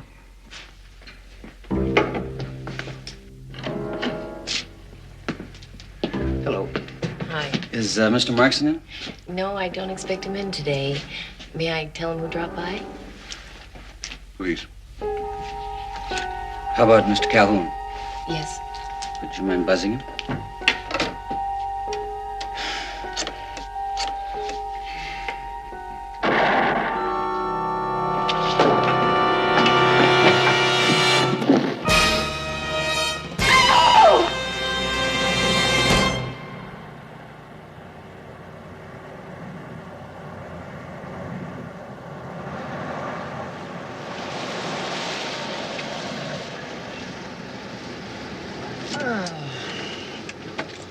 Well, that's Washington's apartment. Oh, yeah. You want me to go with you to break the news story? No, I'll do it. I'll check in when you're gone. Okay.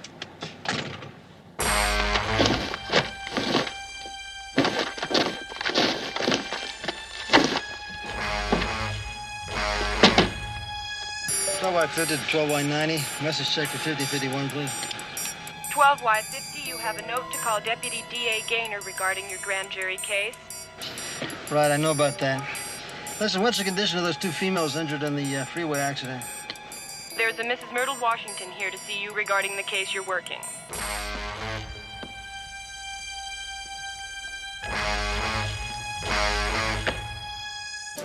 Mrs. Washington is in my office now? Yes. Talk about great timing. I just sent Sergeant Anderson up to her apartment to tell her about her husband.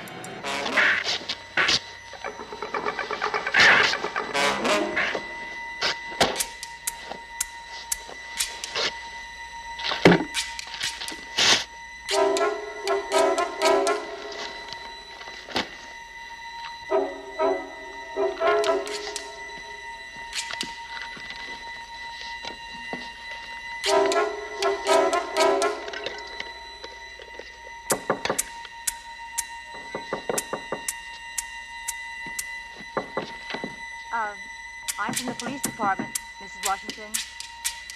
Mrs. Washington, I'm from the police department, Sergeant Anderson.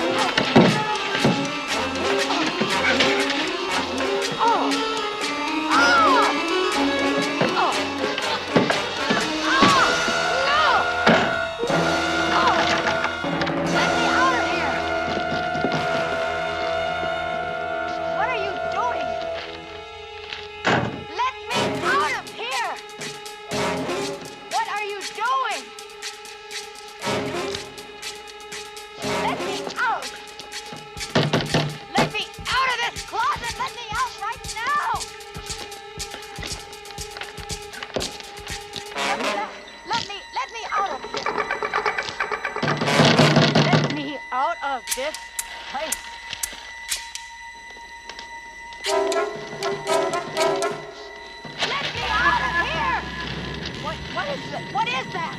Let me out! Somebody, please, get me out of here! What is this? Let me out of here! 10-4.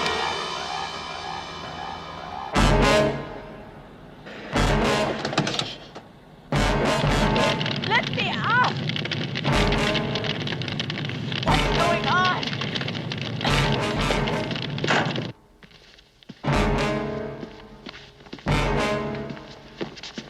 Hey, buddy, hold it right there. Police, free.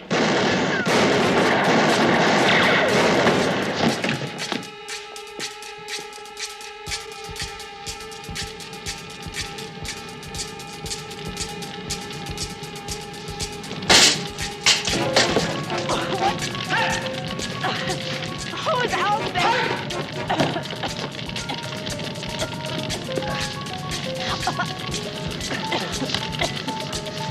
Let me out!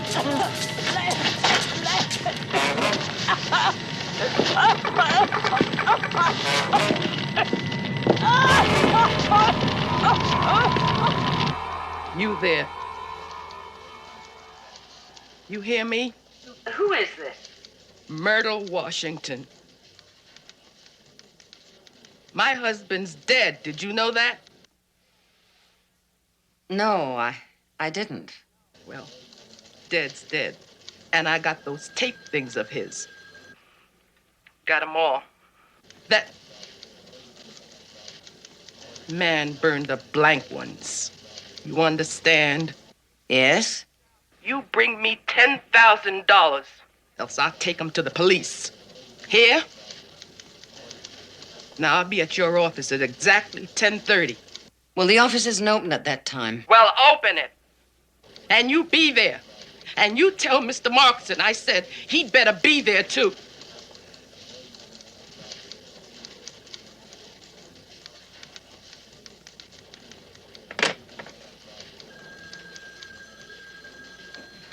Killed my man. Burned up our house. Killed my man.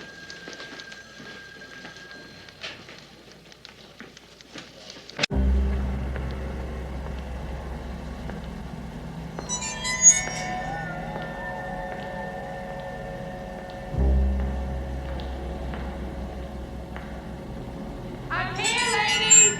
I'm here. Come on out. I know you're here somewhere. Come on out. I know you're here.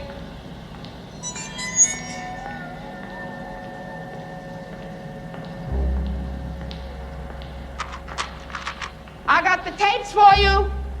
Come on out and get them. Hear what I said? Just give me the money that we talked about. I got the tapes. Here they are. Just $10,000 and they're yours.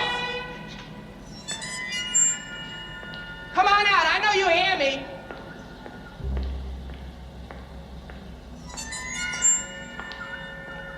Come on out, Mrs. Morris. I know you're here.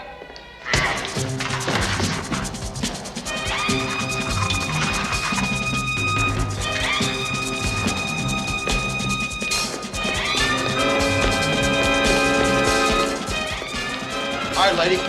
Hold it right there. You're wasting your...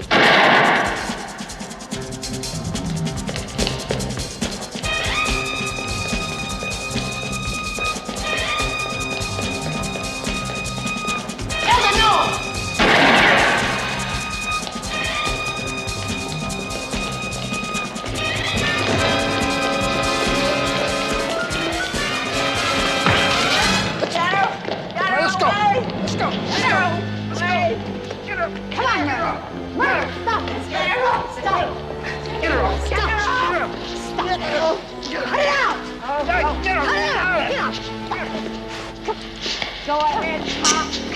Go ahead. Stop it. You're lucky I don't let it kill you. Let's go. As okay as I can be. What's happened? No place to go. No man waiting for me.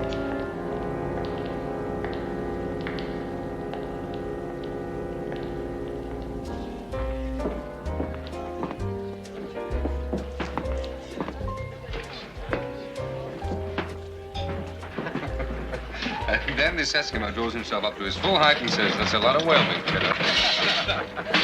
That's funny. That's very funny, Dad. Hey, how about a nightcap, eh? Excuse me, Mr. Markson. Friend of mine, Bill Crowley. Sergeant Bill Crowley. Oh, Sergeant Crowley, this is Senator Dayton. You're under arrest, Mr. Markson. Under arrest? What the devil is this all about? This man is under arrest for conspiracy to commit murder. Let's go, Markson. 1 minute. Look, Sergeant, I don't know whether you know who I am or not, but I am a senator. And this man is a very close personal friend of mine. Is he? Yes, he is. And I have a lot more very close personal friends in the department. Well, Senator, unless you want to ride along with your very close personal friend here, I suggest you just sit there and finish your brandy. Let's go, Markson. I'll be about an hour, okay? Oh, I'm afraid you won't, Dan. Hilda told us everything.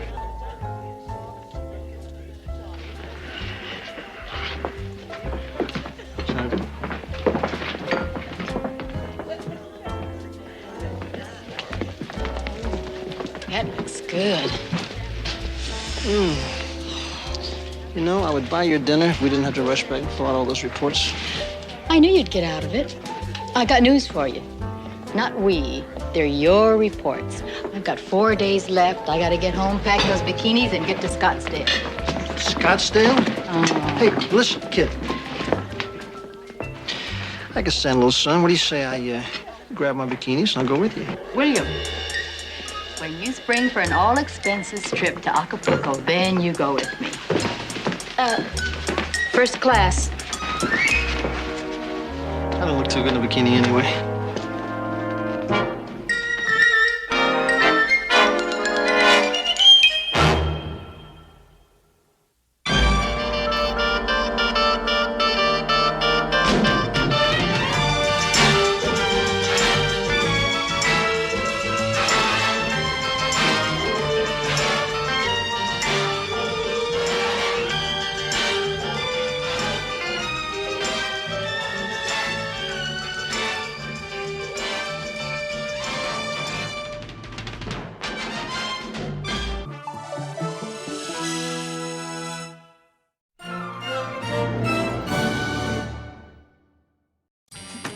What are you going to do to me?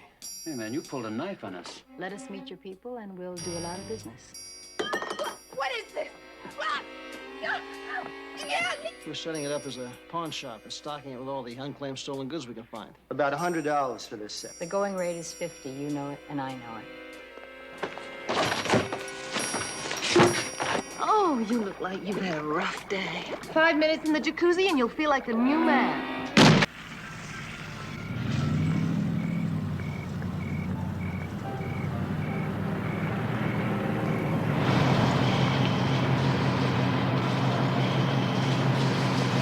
Good evening, Miss Lambert.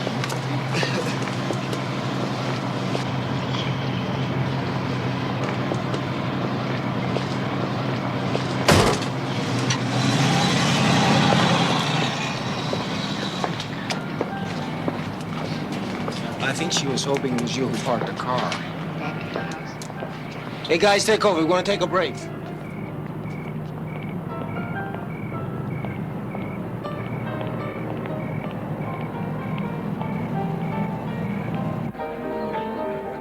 Hey, gang, don't forget all these eats. I mean, real Iranian caviar. Cynthia. Oh, Cynthia. Oh, honey, I'm so glad to see you. Well, I answered your invitation, Prudence. If I said I was going to be here, I'm certainly going. Yeah, but you would be amazed. Nobody has your good manners. I mean, you'd be surprised the number of people who didn't show up here. Miss Clark, I'm afraid we're running low on champagne. Well, that's impossible. I mean, we've got less than half the people that we expected. It was my error. I'll pick up 2 more cases. It better not be on the bill. You gotta watch these people. They work every ripoff in the book. Well, Mr. Ellis is supposed to be very good. The best. And his prices he better be. Come and have a little drink, honey. Help me drown my sorrows. No, a little sherry. Sherry?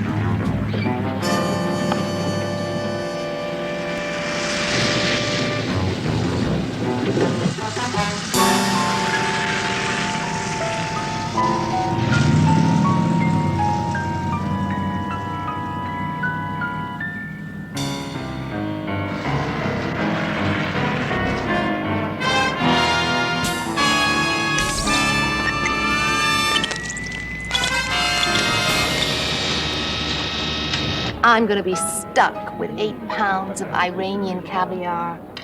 Do you know how much that is in 12-carat diamonds? I couldn't say, never having seen 8 pounds of caviar or a 12-carat diamond. Don't snow me, honey. Now, the way I hear it, your old man made big spending a high art. Now, he already owned most of Lambert Hills when I was starting in pictures.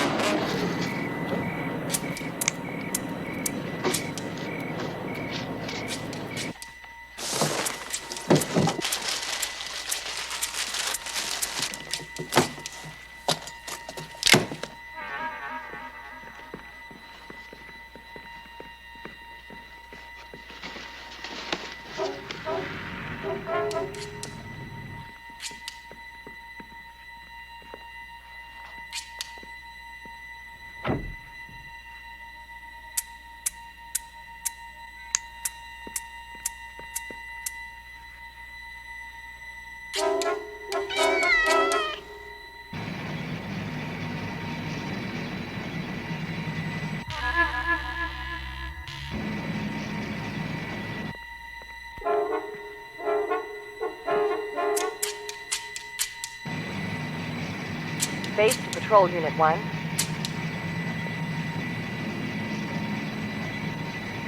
Patrol 1, over. Have a barking dog complaint, Beckerman House. Check it out. I'm on my way.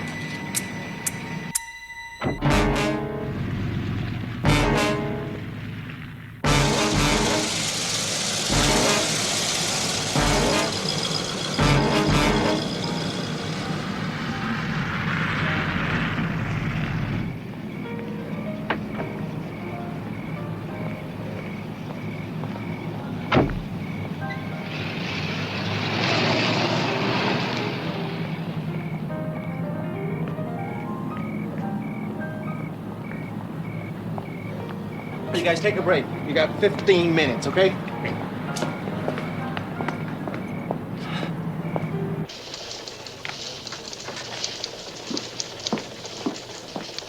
$16 houses, Bill. 16 past year. Why don't you talk to the guys in burglary? You know those guys. You worked burglary when you were on the force. Yet they're no better off than I am. I mean, this gang hits hard and it hits fast. They know when the people are out of town. They know when they're out for the evening. They only take the best stuff. What are you doing here? Thought you took off this morning. Tomorrow. This cop has some paperwork to clean up. The last thing I need is to have Bill come by with any old excuse to keep me from going to that seminar in San Francisco. They're into my clients for over $1 million. Bill, I need help. I happen to like my job. Like to keep it. Beats working out of South Central, huh? Chuck, listen, why don't you go home? Let me call you later tonight. I just might have an idea. Yeah.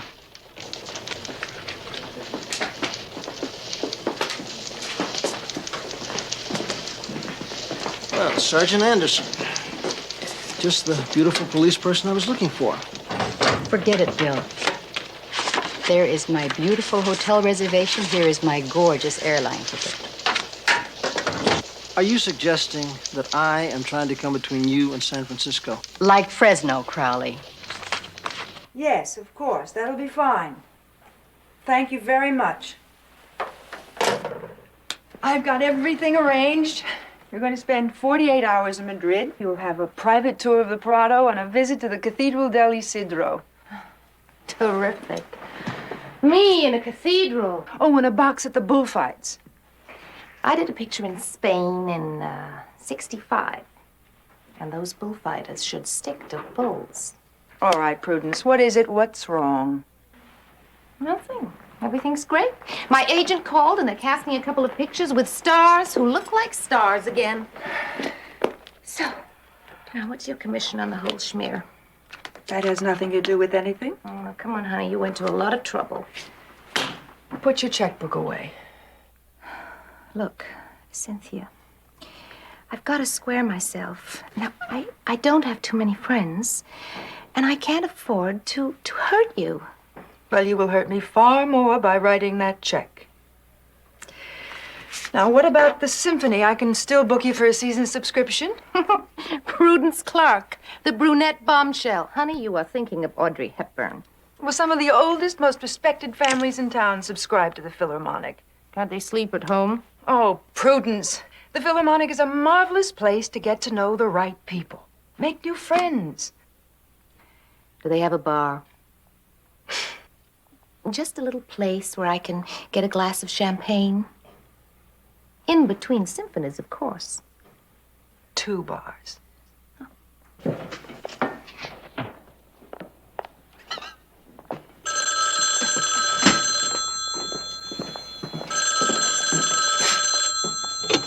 Hello? Oh, hi, Cynthia. Yeah, the party is still set for Thursday night, Lampert Hills. Prudence Clark, 2634 Woodbine Lane. Prudence Clark. That's interesting. Our hostess of last Saturday night, the Lush. Hey, darling, what about these fishing reels? We're running here, pawn shop or a sporting goods store? We'll take them. Any cameras left? No, I took them all, Pebby. Okay. Excuse me, John. Yeah, sure. Well, this is Sergeant Anderson, Investigator Royster. This is George Crossland from People's Western Insurance. Ah. I'm Stout. Stout. Pete here rented a store on the west side on Brentshire. We're setting it up as a pawn shop and stocking it with all the unclaimed stolen goods we can find. What are you doing, Sergeant? Moonlighting? Yeah, well, we expect to lose money, as a matter of fact. See, we're going to pay top dollar to every thief in town for every piece of stolen goods he brings in. Yeah, it's not exactly a fisherman's wharf, but we're going to meet a lot of interesting crooks. Well, I hope your department's budget can stand it. That would be nice. See, you're going to get People's Western and all the other top casualty firms to back us up. Hey, wait a minute, Sergeant. You know, dealing in stolen goods is not exactly our line. Isn't it?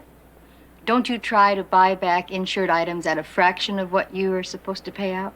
We're going to pay 1/3 replacement value. That way you people still save 2/3 of your costs. This is crazy. But the economics are still there. Yeah, I thought you'd think so. We put you down for 20%. Who's coming up with the other 80%? Oh, I gather you expect me to deliver the rest of the companies in this area. You talk their language. Listen, think about it. Get back to us as soon as you can, will you? And incidentally, if anybody asks, be sure we're on your negative list. Real no-nos. Look, if you people ever decide to change your occupation, let me know. Will do. Bill, this, Lauren Davis, what if somebody checks with Paris? We're covered. Interpol's got her under wraps. What kind of wraps? How about the Bastille? That's a wrap. A lot to remember for a lousy $50. Asa, for $50, I expect the word to be spread all over town, especially the West Side. Now remember, the lady's name is Lauren Davis. Wow. She's here from Paris. Terrific connections. She used to ship to New York. She wants to deal in real high-class goods. For Japan. Paintings, antiques, bibelots, sculpture. Asa, wait a minute. What's a biblo? Bibelots. You like that? It's a personal touch of my own. Just keep it simple, Asa, okay? Now, look, the lady works out of a pawn shop on Brentshire. You got that? It's Brentshire. Brentshire. Now, I want it passed around fast, okay? Right. Crowley, for the same 50, you can still have the bibelots. I can't pay you $1 more. When can you ship it to New York? Paul, you're undercutting the price you paid for our last shipment. It's a new deal. The police are circulating stolen goods reports all over the East. I have to protect myself. We've been good to you, Ross. Shut up. I won't have you begging from him. Don't put on airs with me, young lady. We're both thieves. Ellis, I want you to get everything out of here immediately. Going out of business, Cynthia? Going out of doing business with you, yes, Paul. Goodbye. Well, if you change your mind. I shan't.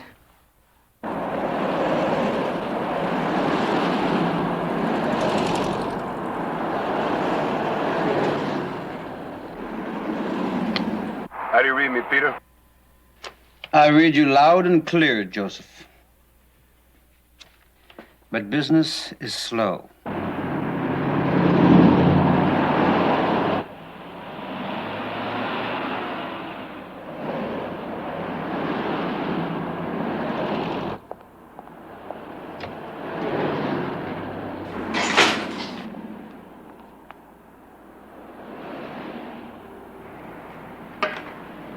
Hi.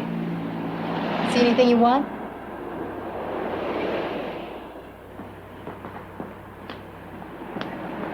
Can I see this?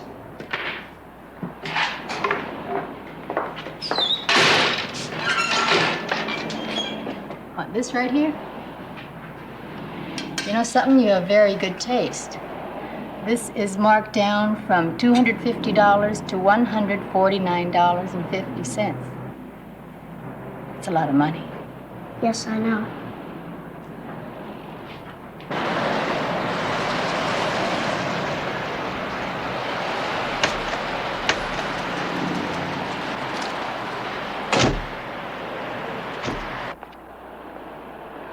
Thank you. You're welcome.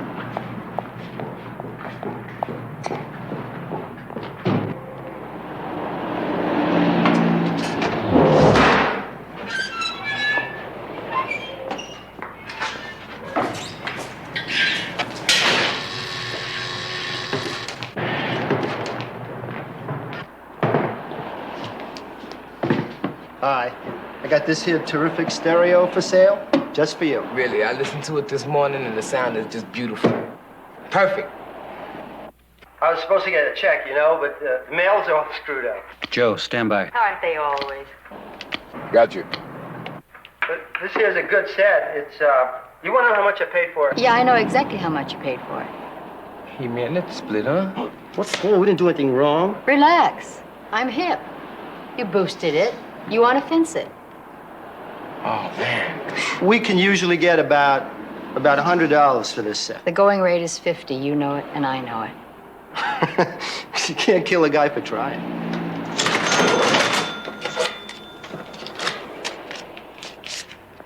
Here's 50 for the stereo and 25 for passing the word we're looking for top quality antiques and paintings.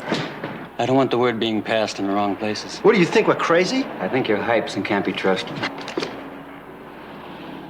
Adios.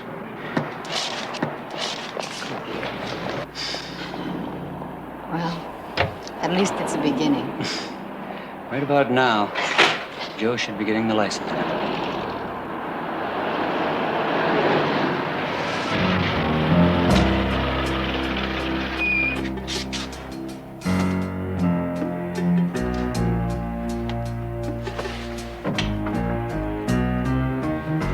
That was nice of him to leave the lights on. It's not gonna stop us from doing our work. Get going.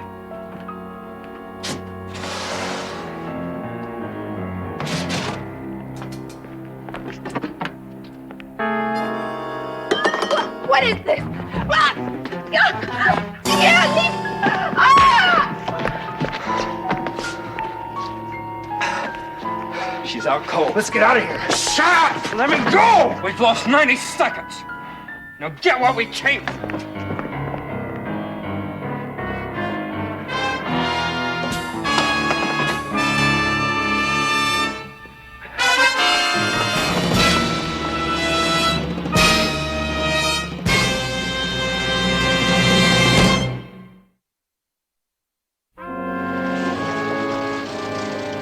Hi, miss.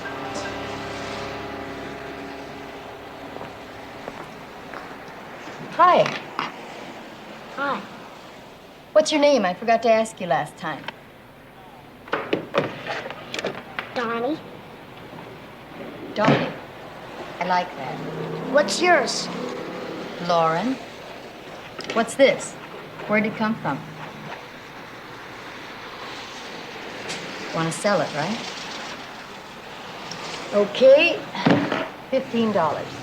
Put it on the necklace, please. Layaway? Okay, pal.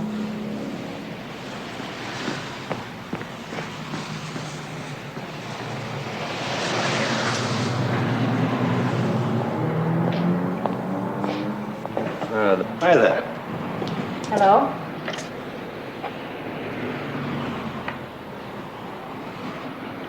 The word on the street is that you're doing business.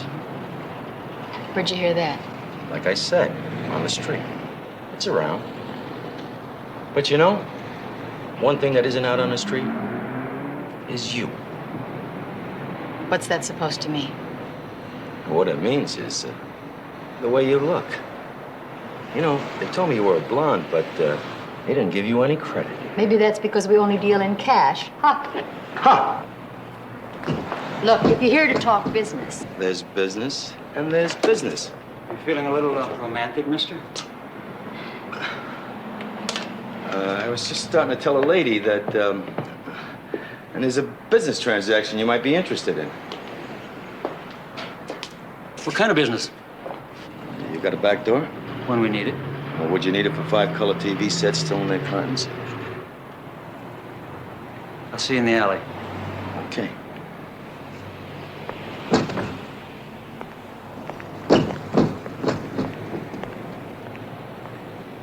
Business is picking up. I'm not so sure.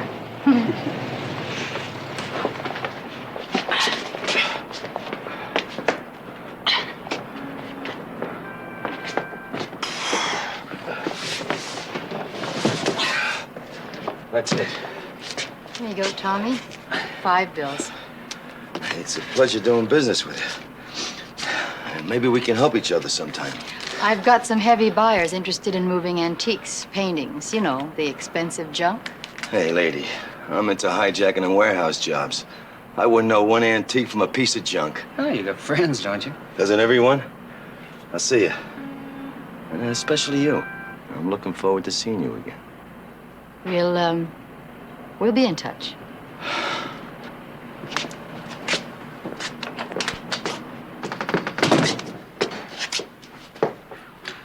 I think you got yourself a fan. Huh. It's a pawn shop, isn't it? Did you give Joe a call? He got a message from Bill. Crooks working Lambert Hills hit again last night. This is exquisite. Han Dynasty. And that tart used it for flowers.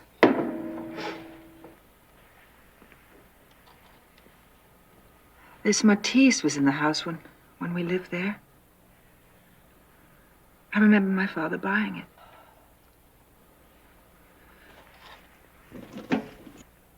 Miss Lambert, the rest of us think we should lay low for a while. I don't. This wasn't on my list. It's solid gold. Get rid of it. I don't know, drop it in an ocean somewhere, but get rid of it. It's engraved with her name. Do you understand, Bobby? Nothing settled. Look, I'll manage to dispose of the merchandise somehow. I've put a lot of money into each of your pockets. Remember that.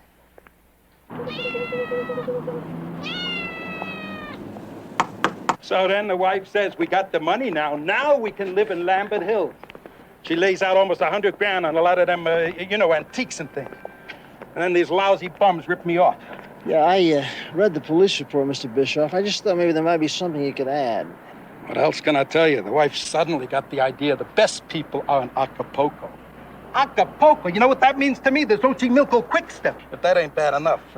Excuse me. You were out of the country the night you were burglarized? Yeah, we were in bed down in sunny Mexico. You know what this lousy little trip cost me? 35 G's. 35 G's! So the Bischoffs were in Acapulco. Prudence Clark was supposed to be at the Philharmonic. The Lavens were at the Dodger Stadium. And the Mongados were in Europe. Some for me to check out, huh? Might keep you off the streets. This is a hell of a way to look when a handsome dude comes calling. I think you look terrific, Miss Clark. I might as well tell you straight out, I'm a big fan. Cut it out, Sergeant. No, I mean it. I don't think you've changed since the days of Waterfront Girl. I didn't think anybody ever saw Waterfront Girl. I think I've seen every picture you ever made. Thank you. How about it? You feel like answering a few questions? It only hurts when I breathe. It's a nasty-looking bruise you got there. I understand you were supposed to have been at the Philharmonic last night. Yeah. But I changed my mind at the last minute. I called my escort and told him not to bother to come by. Could I have his name? Well, why do you have to drag him into this? He has nothing to do with it. I'd like to have his name, Miss Clark. Well, Sergeant, to tell you the truth, there wasn't any escort. You see, most of the guys that I know are not really into all that long-haired stuff. And the guys that are interested in it, well, they are either after my name or I have to burp them. Well, there must have been a few people who knew you were going to the symphony, right? Oh, sure. My hairdresser, manicurist, at least 3 dress shops. Okay, I get the picture. When you're feeling better, Miss Clark, why don't you try to remember all the names of the people you might have talked to? Give me a call, okay? Mm-hmm. Unless you can think of something you forgot to tell the men from the burglary detail. Well, there was something about the guy that hit me. You said you didn't recognize him. He was wearing a mask. Listen, I've been an actress for 15 years. Back when you didn't have to look like a freak to get a job. Yeah, I hear Glamour's coming back. I knew I was going to like you, Sergeant. Anyway, Anyway. Well, when you're an actress, you have to study people. You have to see how they move and how they carry themselves. You had a chance for all this last night? Well, I had about a second and a half before he dropped the Empire State Building on me. But there was something that rang a bell. Miss Clark?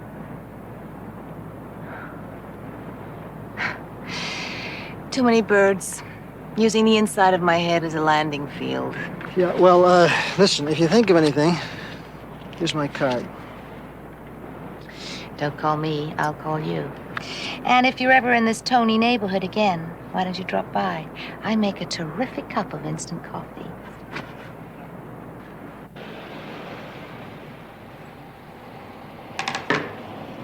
What are you doing? What are you doing, friend? Just give me back my bracelet. Might burn your fingers. Now listen, if I don't meet your people, we go to the cops. Give me that bracelet.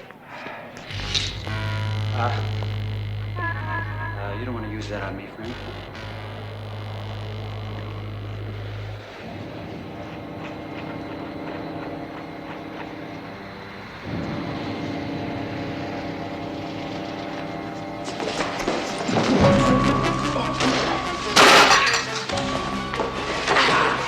I told you it was going to burn your fingers.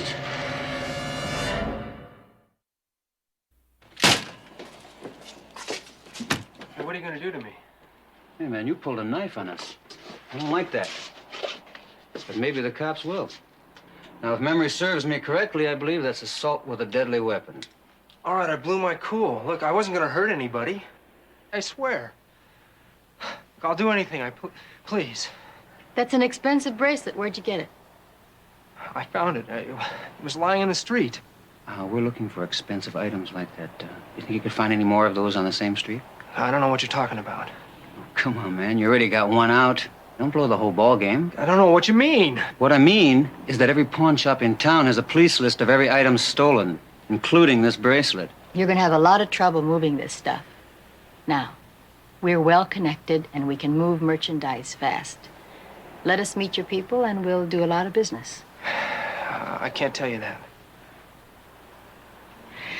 Can you tell us how you happened to pick this particular shop?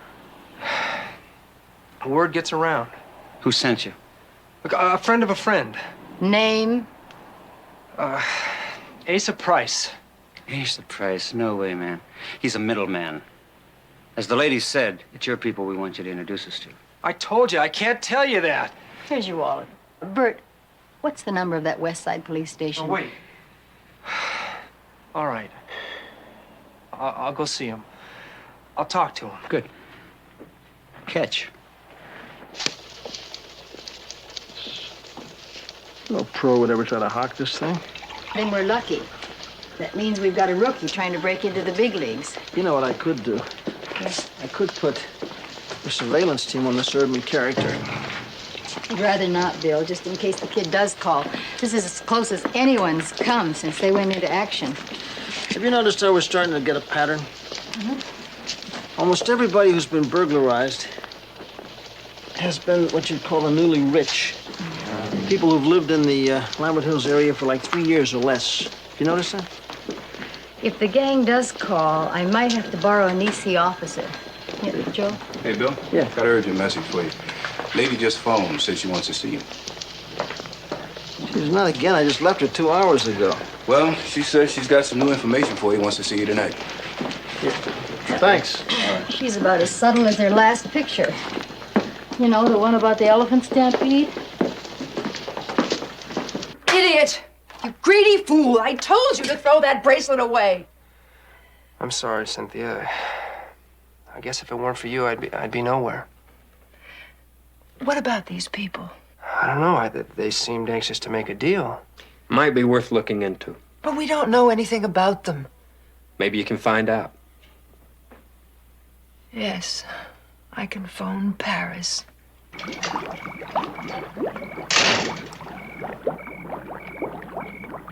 Over here, Sergeant. Oh, you look like you've had a rough day. 5 minutes in the jacuzzi and you'll feel like a new man. And a glass of champagne won't hurt either. Yeah, I think I'll skip the drink, thanks. Look, I was told you have some information for me, Miss Clark. Hey, with you, it's Prue. And you're right. This isn't the right place for a drink. Hand me my towel, will you?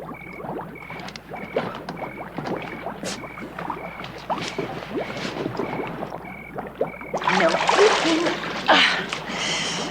Let's go up to the house. I have got a dress I want to show you. I didn't come up here to look at a dress. Honey, I'm just lousy with clothes. I mean, I have no dress sense at all. And I really want to look chic, and you are a man of such taste. Prudence, I'm on duty. I'm very busy. Now, you can't call me every time you need company. Billy, I know you're on duty, but this is important. You're taking me to a party next week. A party? Yes. Tuesday night. And remember, when we get there, I'm the gal who brought you.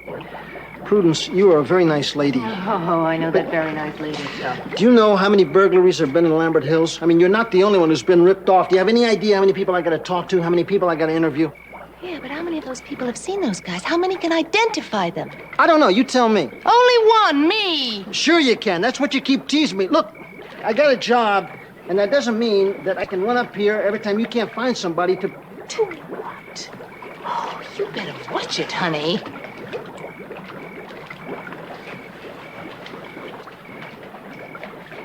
Prudence, I think you are one hell of a dame. I mean that. I think you're a hell of a dame. I think you're 20 miles ahead of all those people you run with. But I'm a cop, and right now, I got a case that's killing me. I just don't have time to go to some dumb party with a bunch of dumb people that I don't want no dumb part of. Well, that's just too bad. Because you can go right back and tell that boss of yours that you were so busy protecting that lily-white body that you missed the chance to see the guy who slugged me. Prudence, did you remember something? I mean, have you got a name for me? Now all of a sudden you're interested. Sure, I'm interested. Look, I blow off. I'm sorry. I blow off steam. I'm a direct guy. Say what I think. Let's start over. You got some information for me? Yes. You want to lay it on me, please? Look, I've seen him before. He was at my house the night of the party. The guy who slugged you? Yeah, but don't ask me who the people were who were here, because half of them I've never seen before. But they'll all be there next week. At this party? At this party. Okay, you just got yourself a date. Now, you want to go in the house? I'll take a look at that dress. Boy, they sure are pretty, you know? Donnie, that's a very expensive set. Maybe you'd like to have something else. I thought you liked them. I do. They're very beautiful, but... Here, let me see how they look.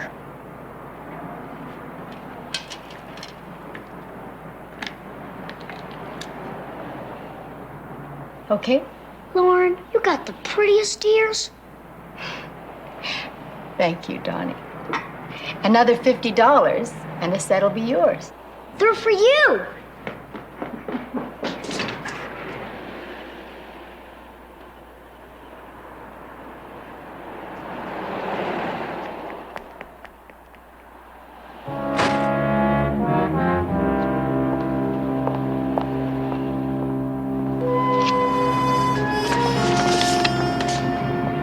Pete? What's that? It's an invitation to an art exhibit. Right on schedule.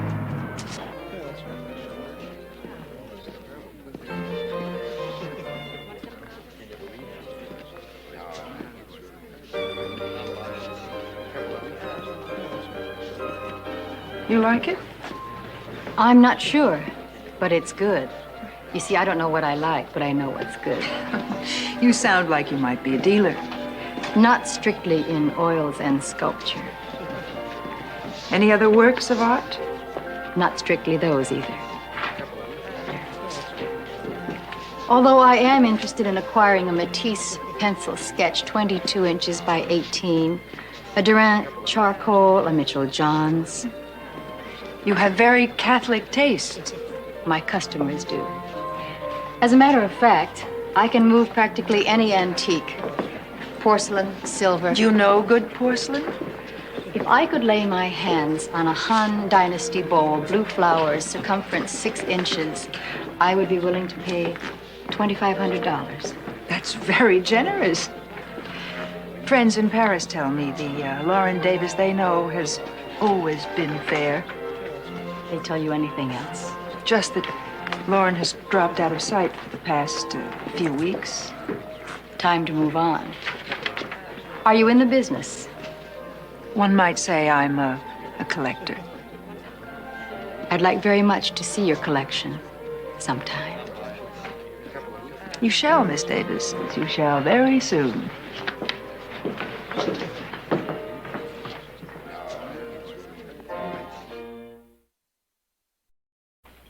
It's hard to get down. Cynthia Lambert, one of the old-line families in the city. Her father built Lambert Hill. Yeah, well, we checked. Practically everybody who was ripped off either made travel arrangements or ticket reservations for that particular night through her travel agency. And don't think she's doing it just for kicks. Her old man died broke. Tell him, Joe. Yeah, he blew every cent he had in a big resort development in the desert. Well, this past year, little Cynthia's been making up for it. Your pawn shop has really paid off for us. We've passed along 19 suspects to burglary, and Tommy Court's going to be picked up when he meets Pete. But the one I really want... You don't have to spell it out.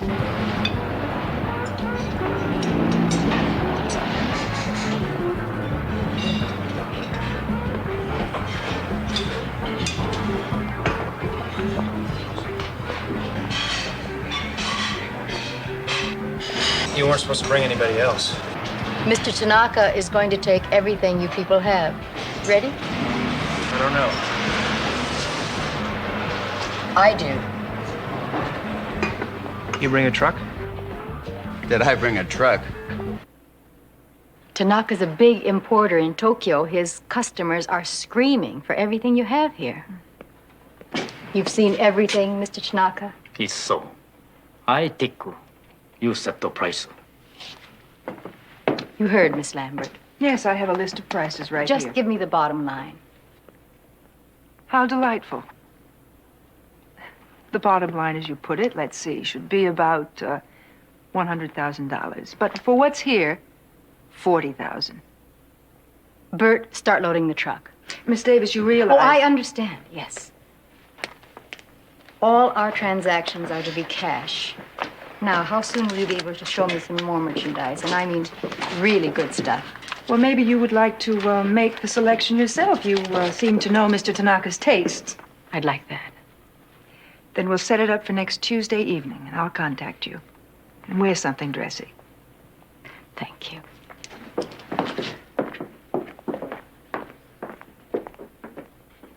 I want to thank you, Gene. You were great. Sure. More fun than working juvenile. Say, where's Pete gonna take all my goodies? Police property room.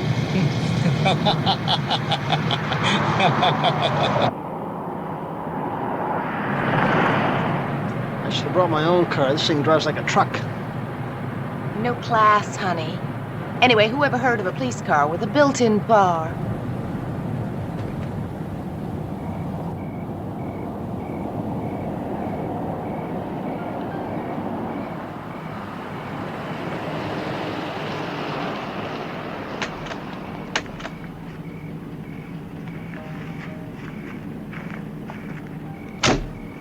In case I didn't mention it, I like your car.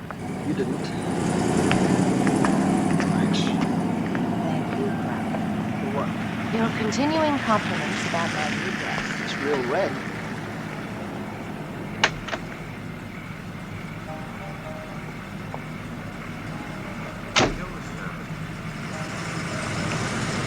It's quite all right, Miss Davis. Any friend of Cynthia's is always welcome. Thank you. Everyone in the world must be here tonight. Well, everyone in our world, at least. Except the Bergs. They flew to New York. Yes, I know. I booked their flight. Of course. So, how is Portofino this year? Wonderful. You really must come next year. Yeah, I'm really gonna try. Excuse me. What's me? Cute girl. See your friend anywhere? Not yet, but I'm looking. Is it always like this? Charming, aren't they? In their funny clothes and their loud voices, small talk.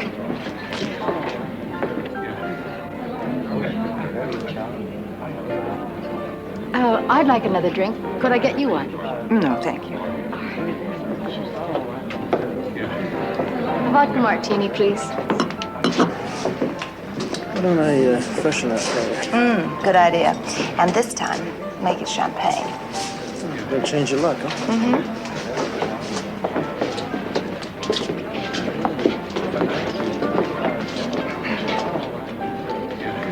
Just give me a glass of champagne, please, and Scotch mist. What a nice tie. Thank you. I'll try.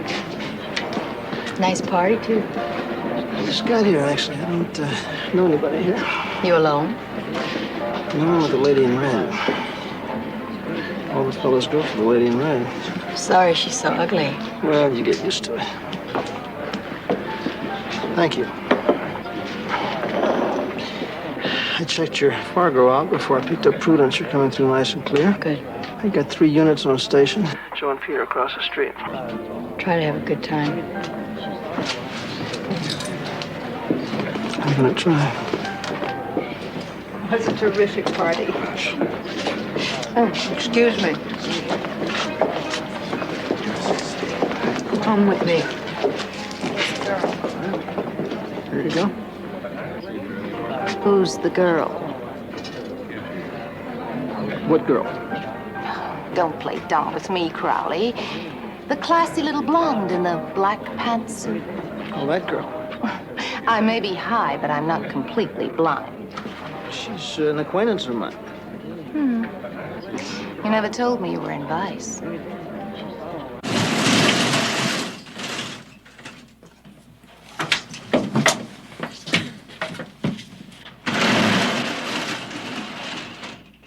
Put this on. How clever. Using a catering truck to get us to the other house. Pete, I can't hear a thing.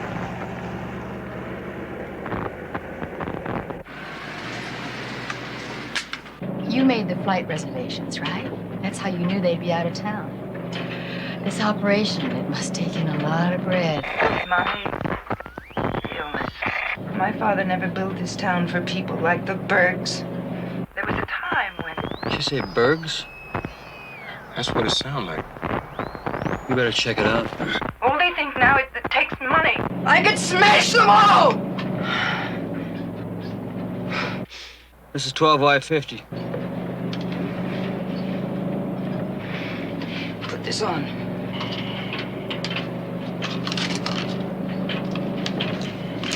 And these two.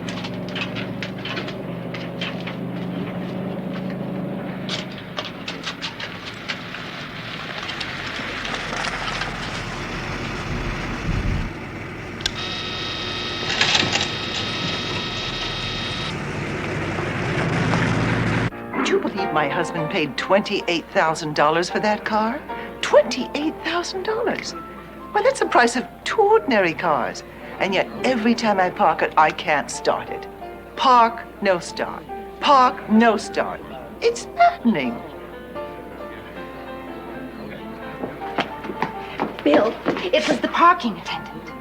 The blonde parking attendant. Of course, that makes sense. Hey, stay here. Just stay here.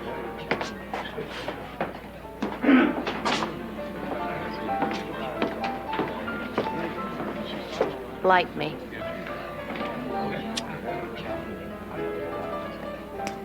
How do you feel about jacuzzis?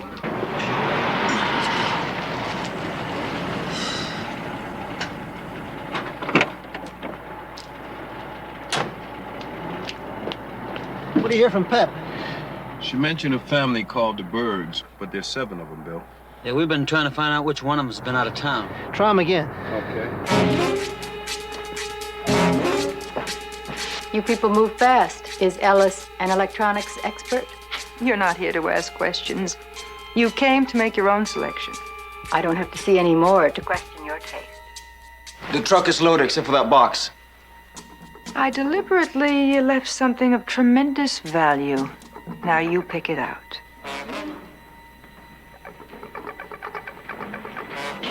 Hey, what is this? I've given you an awful lot of money. Pick it out. I'll give you a little help. It's in that cabinet.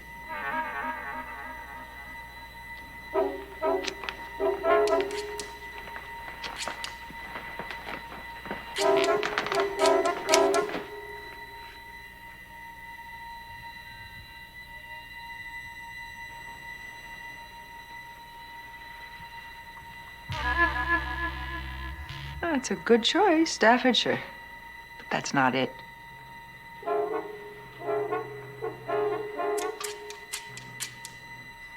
It's a fake. I knew it, Rafe.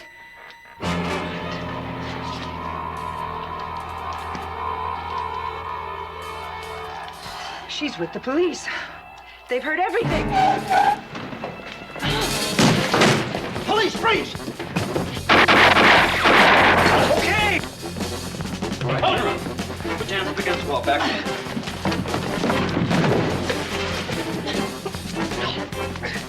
Bill! Ellis got out the back door.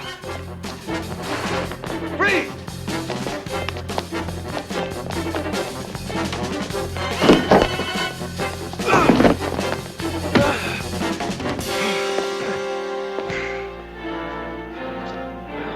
Halloween's over, buddy.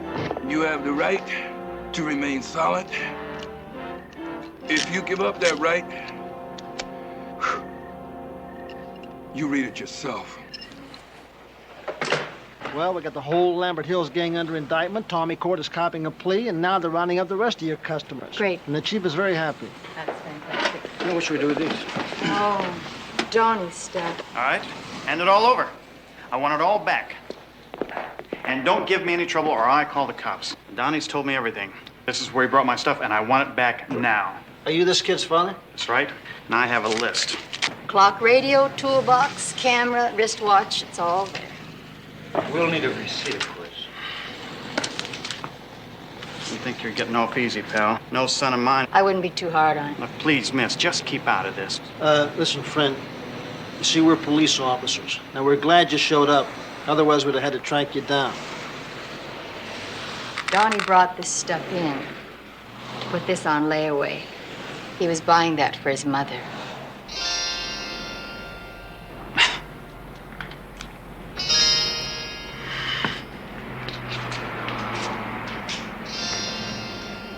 Listen, the next time you get an idea like that, talk it over with me.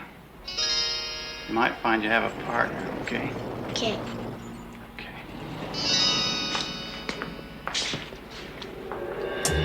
Well, at least you got good taste. Thanks.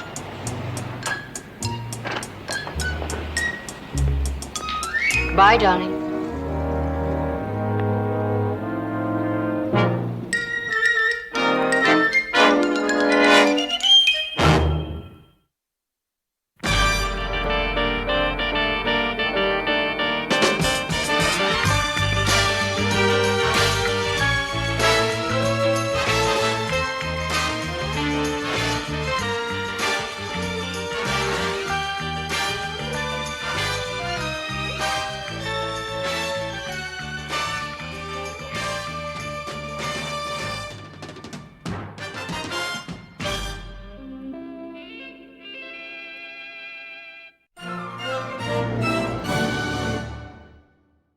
Captain wants me to put together a team of half a dozen female officers, dress them up like older ladies. Good part for you. You don't like my legs anymore? Maybe I'll shape up, huh? You're the one who insists on getting married. I think living together is perfect. I'm passing the old lady. I look perfectly harmless. So she passes me, I throw the chain around her neck, and very quickly, that's the end of the old lady. Have some trouble. Move in.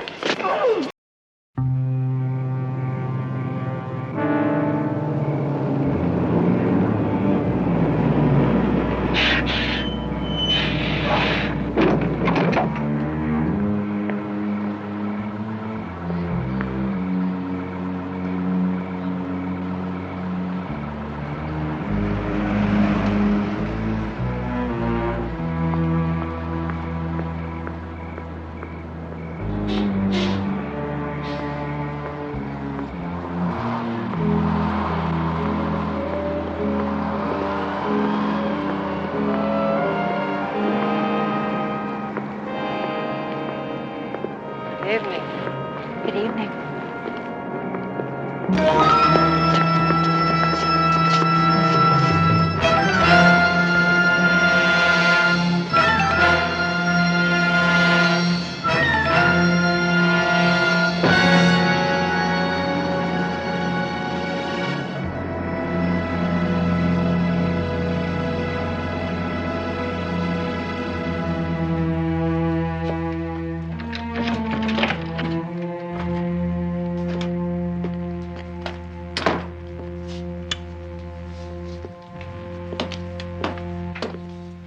Look, Mother, another one.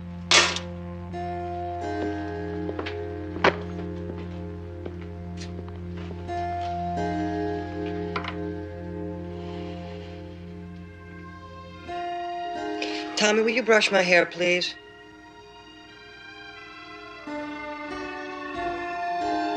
Tommy? Don't, Tommy. No, Tommy. Not now, please. Tommy.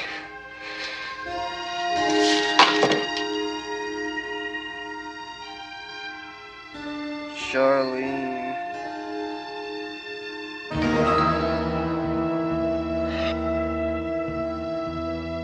Charlene, why do you do this to me? Pete, Joe, Pep, come in the office. Bring that report, will you, Joe?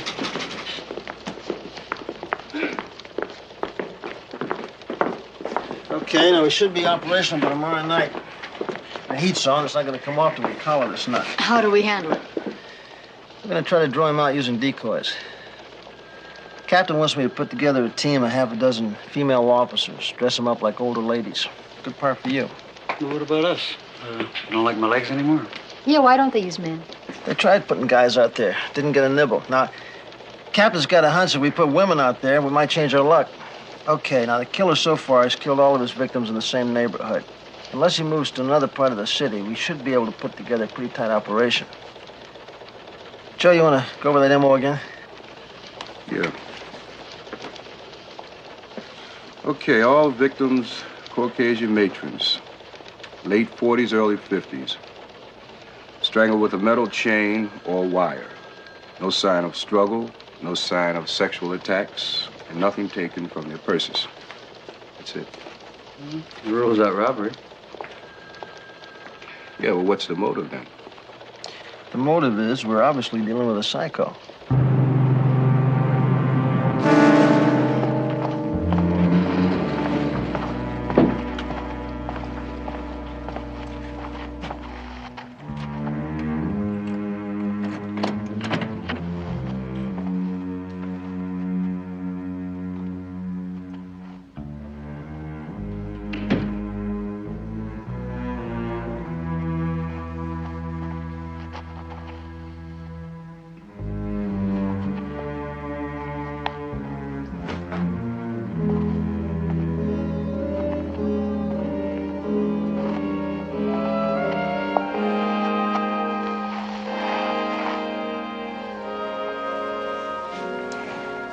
I didn't expect you to be out this late.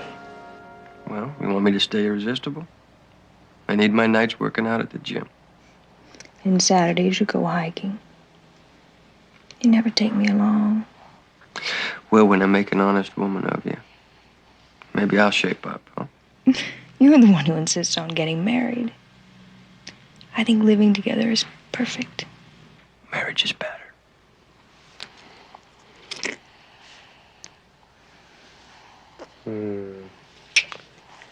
So you want to marry me? I do. I do want to marry you. That's better. Oh, I love it when you come home like this. Just working out in the gym. Really do that? It helps. Okay, we just received an additional report. It happened again last night, so everybody be alert. Will you? Just be alert. Bill, what about a backup? We're going to have plenty of backup. First of all, we're going to try to keep everybody in sight. Also, you're all going to be mic'd, so we'll have constant radio contact. And if anything happens, all you got to do is just sing out. And there'll be somebody there within seconds. The killer surprised all three victims. So apparently he doesn't look like your cliche bad guy. That's right. None of the victims showed any sign of a struggle. None whatsoever.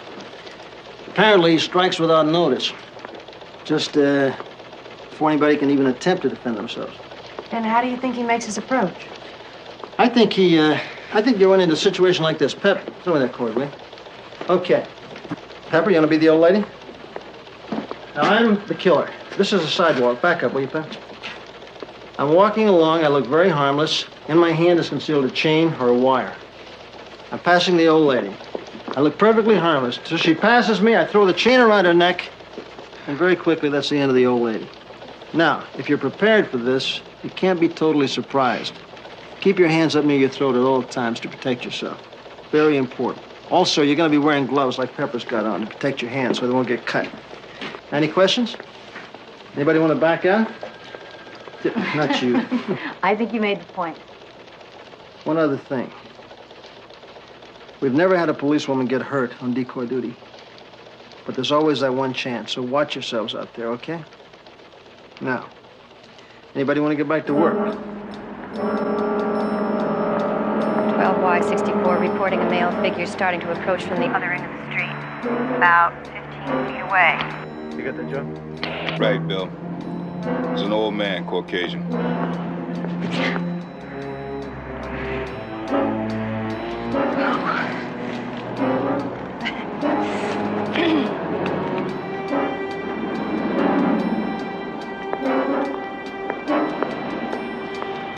12Y62. Older woman coming out of a private residence and heading my way.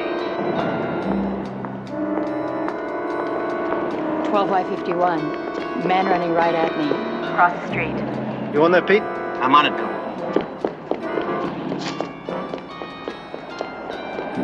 12Y51. He went into the John. The guy looked like he was about to come down on me. He's passed now. 12Y68, male figure approaching from the end of the block. Over 6 feet, walking fast. No, sir, nothing at all. Well, maybe he knows we're out there. Look, except for the guy we're looking for, it's a pretty safe neighborhood, you know what I mean? Yeah. Yeah, I will. Hey, Bill, I think we found something. Well, kind of. Like what, kind of? Well, the next of kin of the last victim said that they didn't realize anything was missing from her purse. And they also mentioned that the reason she took a bus that night was because she was getting her car repaired. So?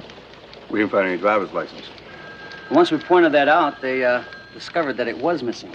Her husband says she always kept it in her wallet. So we thought we'd recheck the other two victims. Their next of kin didn't notice anything missing at first either. Was anything missing? Oh, it took a little while. None of the victims drove, but they carried a lot of credit cards. And one from each of them is missing. Well, I tell you, you better have them alert and check out all card companies in the city.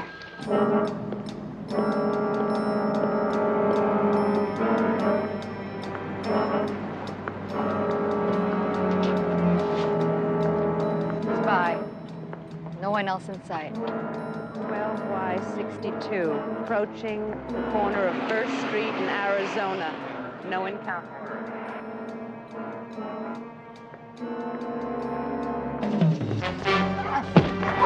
That's in trouble. Move in.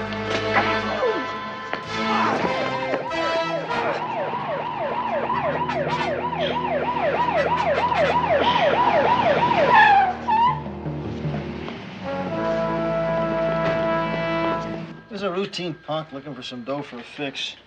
Well, he got a nice one from Pepper last night. Okay, now we've been at it for a week so far. All we've come up with are 3 purse-snatching attempts and 2 propositions. Anyone getting discouraged? I have some kids who would like to see me. My husband's actually learning how to cook. Bill, how long do we keep this up? Just as long as the captain and I can keep his own budget, that's how long. We're starting to get a lot of flack about all this overtime. About another 2 weeks or so, right? I don't think we're going to have to wait that long for this nut to go after his next victim. 29 days elapsed between the first murder and the second, but only 17 between the second and the third. Now, I think this killer is going to start feeling that urge again any day now.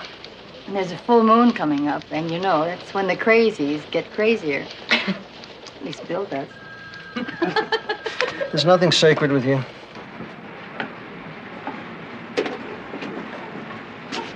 Hey, Tommy, it's 6 o'clock.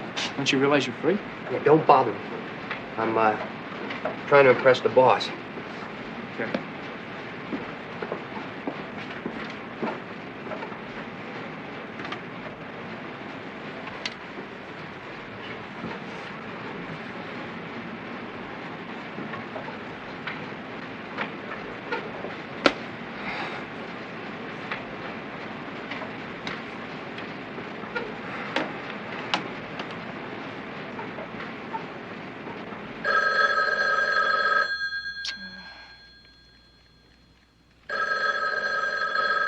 Oh, all right. Hello. Hi, beautiful. Hi, yourself. Got some bad news. You're not coming home. I have to work late. Oh, Tommy, I had a sensational meal planned for tonight. Can't you put it off till tomorrow night? I suppose. Oh, and since I have to work late, maybe I'll stop off at the gym and get a little workout. Yeah, sure. Oh, and before I forget. What? I love you.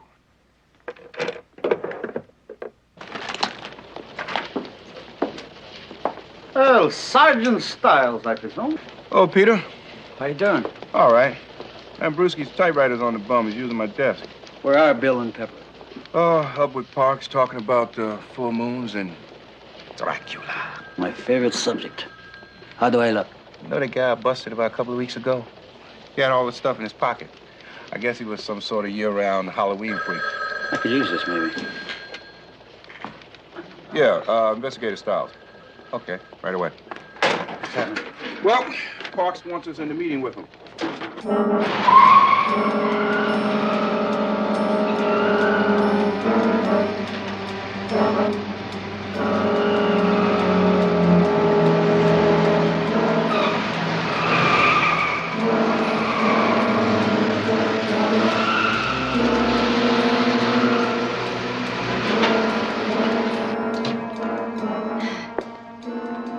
Y51. Be out in the street in a couple of minutes.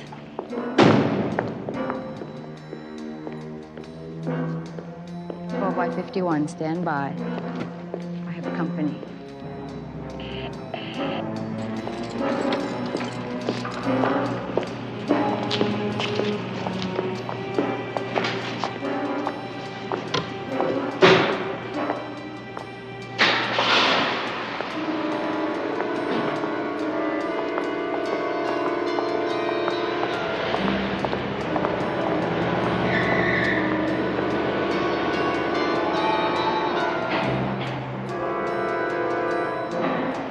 Y51. False alarm. He drove out. We can see you.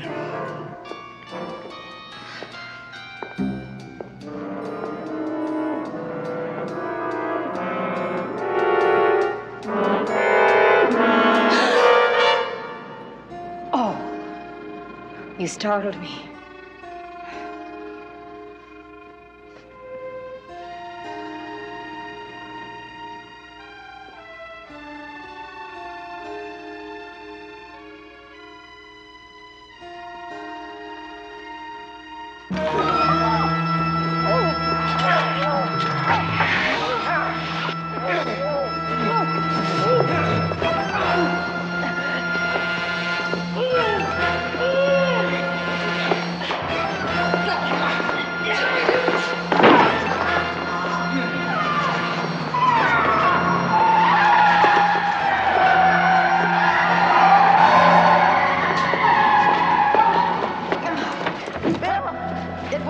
It was a woman. She got the elevator.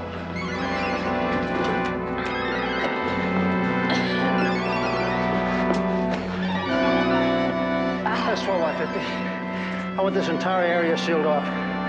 The suspect is female.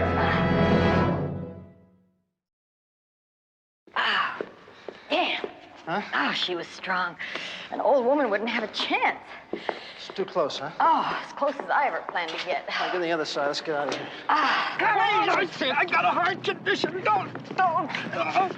Can't stand anything like this, please. What the hell is this? Car fare money? You got more than that, creep. I don't. I honest to God don't. Where are you hiding the rest, huh? Where? I don't Stan, have give the creep any one of our more. cards. I don't. Stan, come here, quick. Take a look. She's coming right to us. Maybe it won't be such a bad night after all.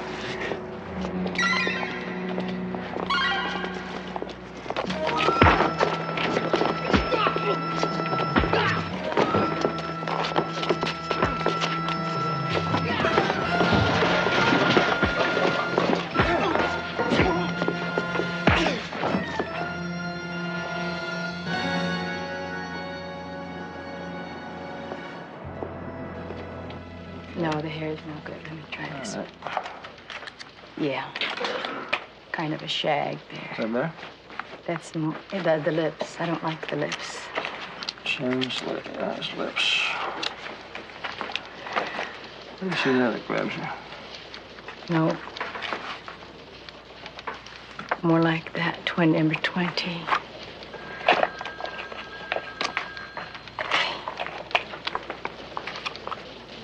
Yeah, that's it. That's more like it. Yeah, let's try with the glasses. Mm-hmm. Is that? That's it. Hey, Bill, I just got a call from a friend of mine.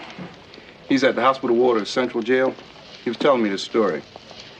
He was laughing so hard he could hardly get it out. Last night, 2 hard-case muggers tried to take off a young lady, and she wiped them both out. Yeah? Not only did she fit the description that Pepper gave us, they were picked up 2 blocks from where Pepper was mugged. Well, maybe we should pay him a little visit. Thanks very much. So these are the 2 guys, huh? I'm Sergeant Crowley. This is Sergeant Anderson.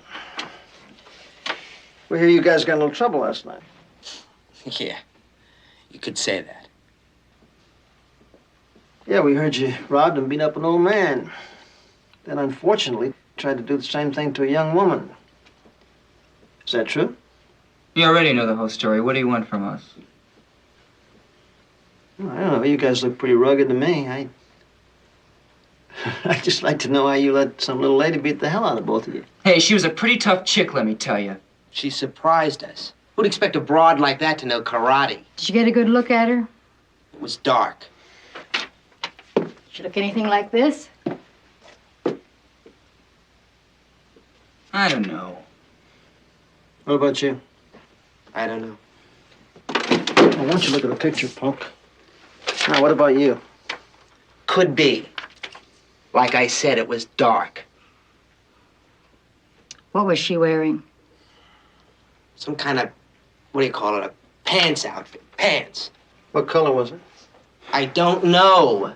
Was it light, dark? Dark! Did the top and bottom match? The lady asked you if the top and the bottom matched. Did It match? matched. What else? Was she carrying a purse, a shopping bag? She was carrying a purse. What else did they think we were after? What else can you tell us about her? It was dark. That's all we know. Looks like we got a couple of winners here.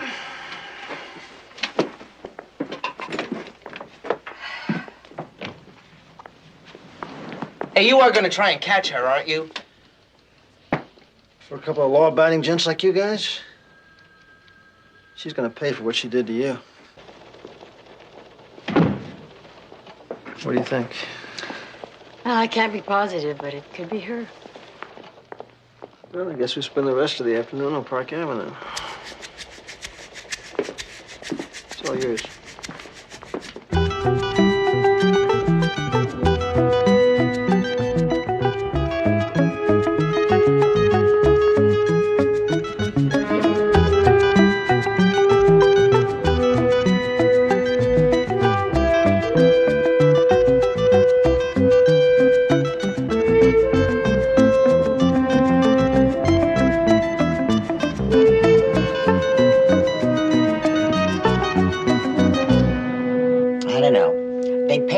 That's all the landlord cares about. So that's all I care about.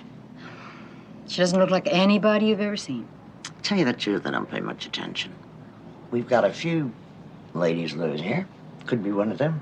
Well, would you just give me their names and the apartment numbers, please? Do I have to? I got a meeting over the Yes, other. if you wouldn't mind. It's important.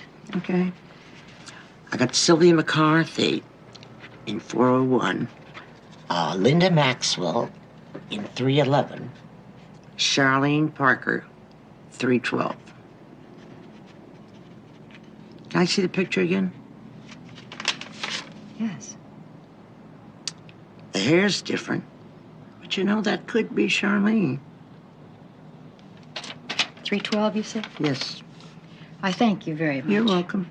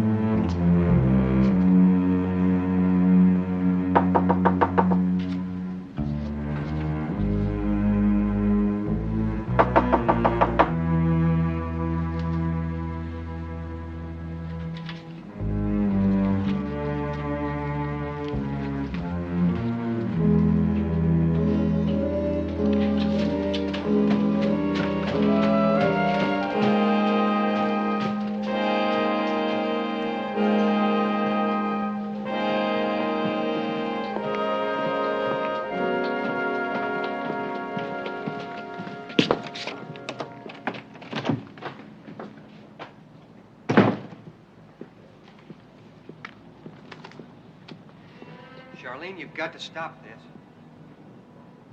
Yeah? Why should I? You really don't care what this is doing to me, do you? No, not really. It's my life, and I'll do what I please with it.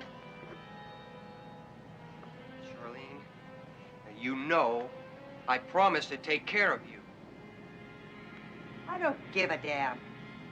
Can't you get that through your head?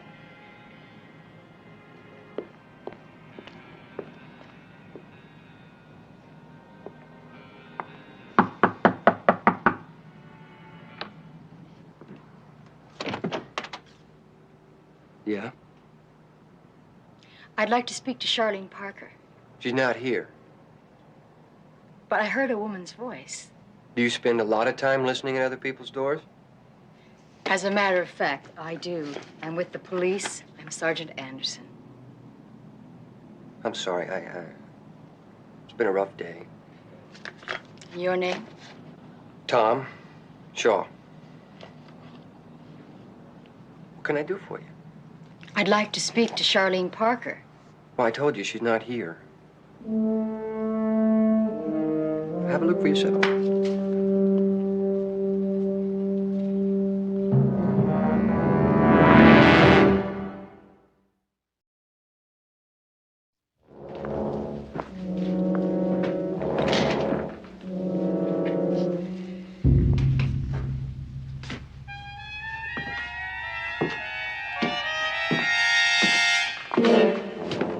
Is this the bathroom? Mm-hmm.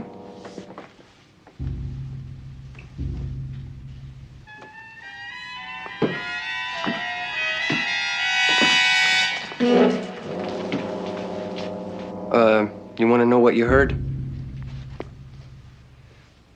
TV. I like it loud. Do you live here?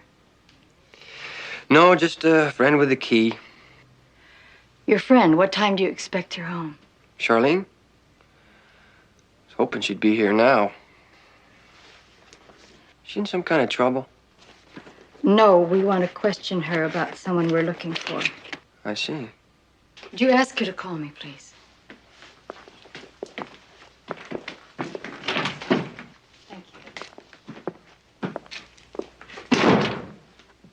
Are you sure it couldn't have been a television set, Pep? It wasn't the television. It was his voice. So where was the girl? It's really weird. I know she was there, and the manager did say it could be Charlene. Put your phone into the office. Let's get moving on a search warrant. 12/50. It was not the television.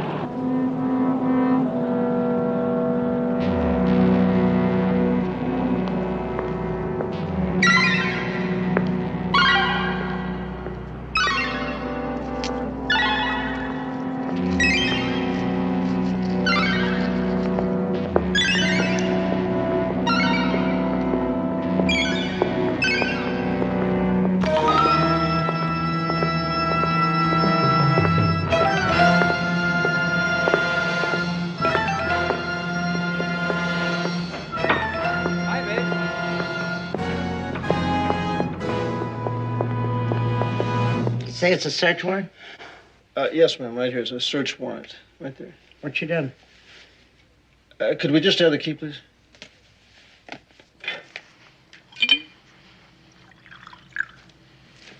Tommy, if there's something wrong, I think you should tell me about it. There's nothing wrong. Can I just be in a mood once in a while? Sure, but But what? it's more than a mood. You don't come home until all hours. Sometimes I feel like there's another woman.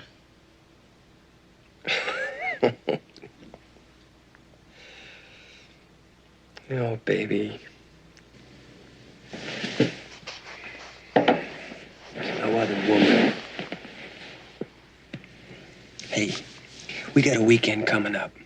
And you'll be off in the mountains hiking. No, we'll be off. And you've always wanted to come with me. So, I'll call in sick tomorrow. And we'll sleep in, have a late breakfast. Okay?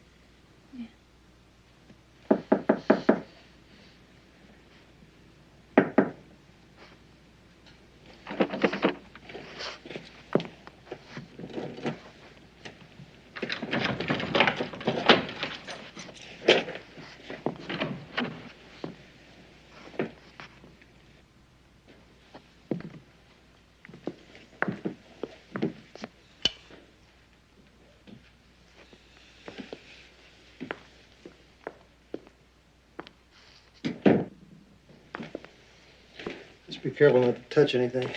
We'll probably have to dust for prints. I never would have thought of that. That'll be smart.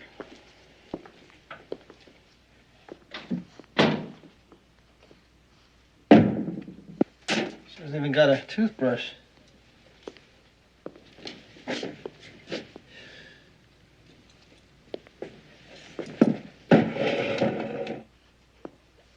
Bill, look at this.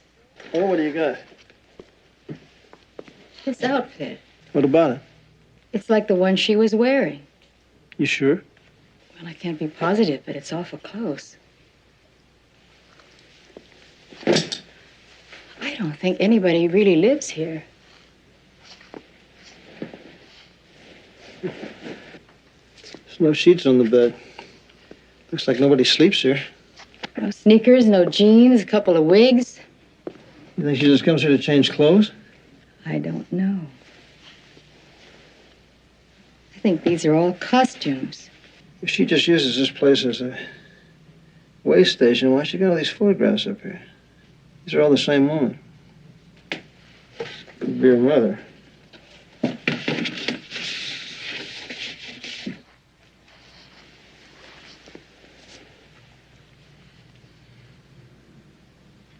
The Crawford Studio, Clear Valley, California. Yeah, that's Mrs. Shaw. She died about 10 years ago. Stroke, I believe. Did you know her well?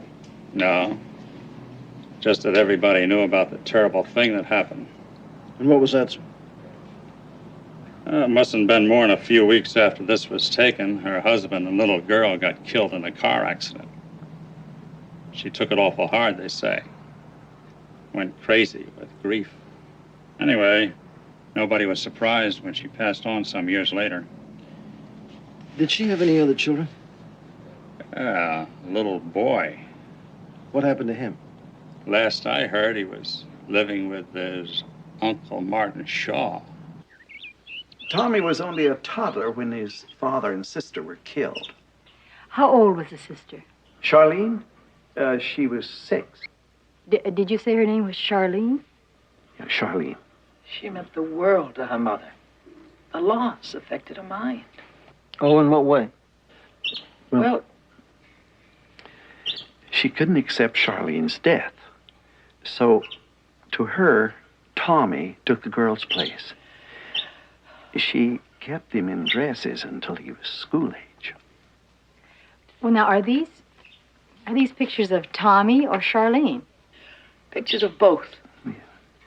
He finally went to school as a boy, but he had to wear dresses around the house until he was 7 years old.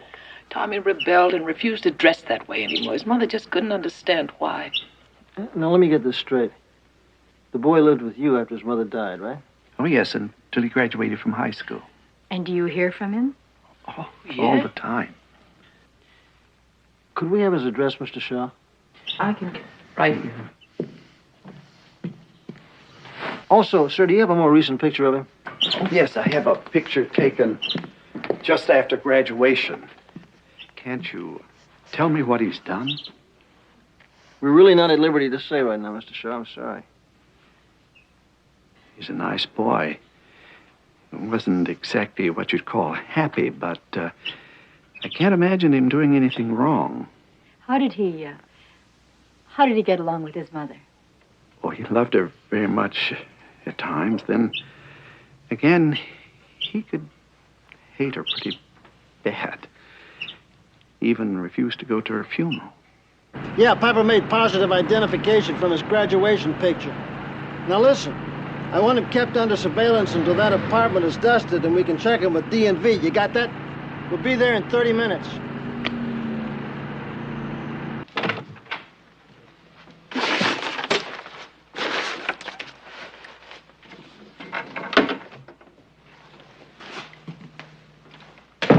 Evie, Yeah? make sure you bring a jacket. It gets pretty cold up there. How's this for starters? Sensational. Are we really gonna sleep on the ground? Mm-hmm. Sounds pretty grubby, huh? Want to back out? No. Even if I have to stay dirty. You won't have to. There are plenty of cold, icy streams. Oh, Evie, make sure we have some heavy socks, too. Oh, shoot.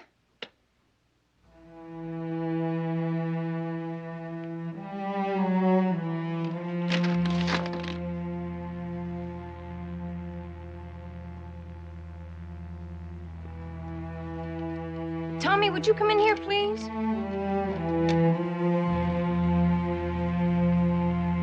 Tommy.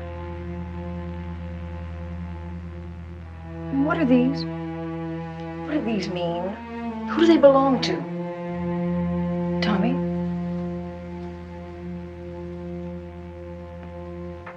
They were put away.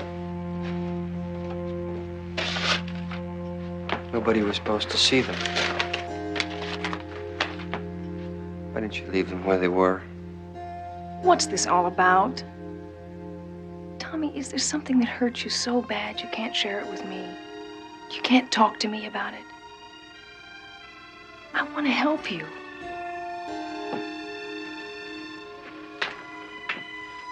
I find an envelope taped to the bottom of the drawer and open it. What is it?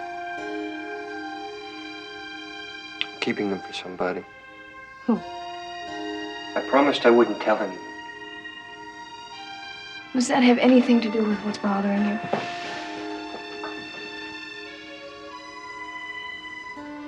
Then for God's sakes, tell me.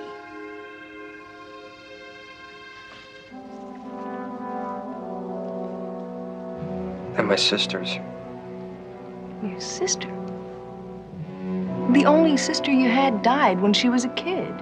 No, I had to lie about that. She didn't die. Then what? No more questions now. But We'll talk about it on the way to the mountains. Yeah, well, look, if you hear from him, let me know, will you, please? Thank you. Hey, Pep. Bill? Just checked out the place where they work. He phoned in sick today. Oh, yeah? What about his apartment? Well, Pete's over there now. Anything new on his fingerprints? They're still checking. Say you should have some in a few minutes.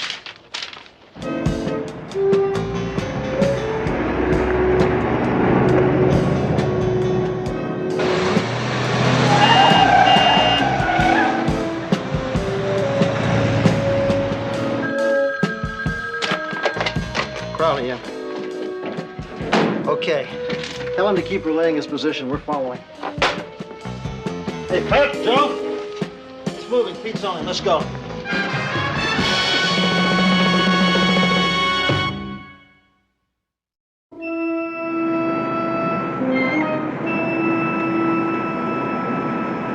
Suspect traveling north on Pacific Coast Highway.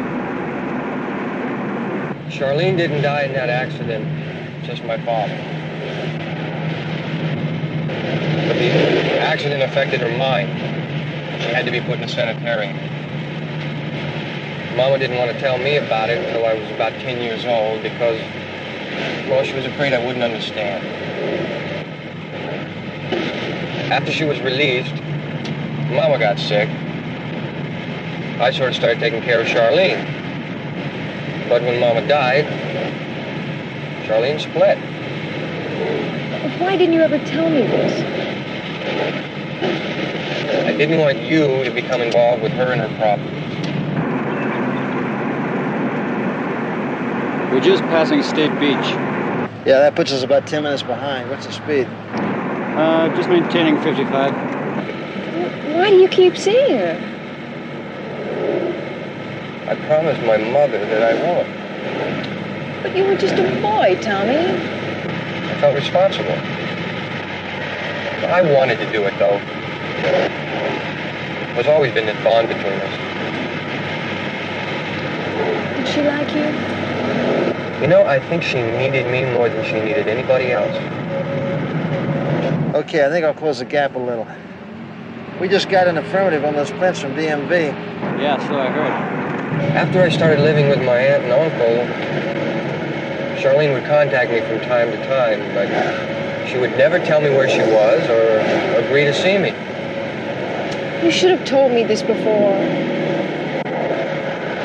You don't know her, but she has a way of getting a hold on people. Does she have that much of a hold on you? I think she enjoys seeing me suffer. Pete, he's our man. Just don't try anything alone, okay? I got you, Bill. Roger and out.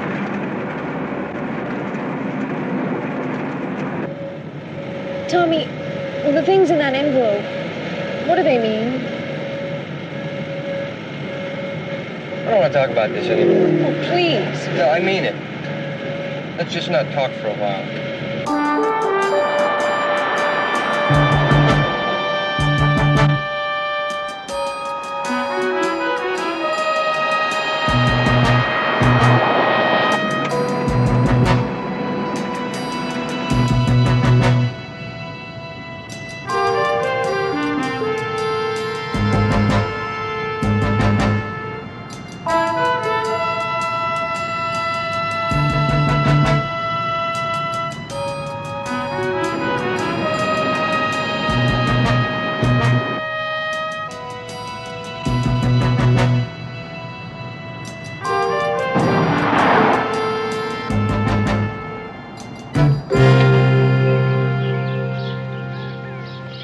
Tommy? All of a sudden, I don't want to be doing this. You want to go back? I don't know. I feel so strange. With me? Just the way things are. Evie, don't worry about it. I just thought it best you not knowing, that's all. I can see now where I was wrong. You've got to help me understand. I will. I feel better already just being out here. Come on.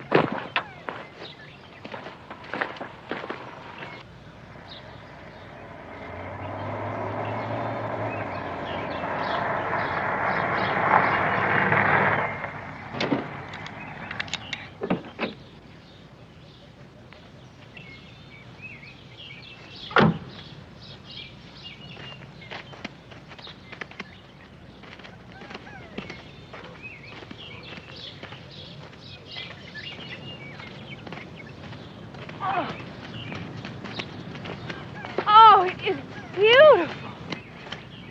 I knew you'd like it. Do you always come here alone? Uh-huh. Why? Kind of keeps my head together, you know what I mean? A couple of times, Charlene came with me. Thought it might be a way of reaching her.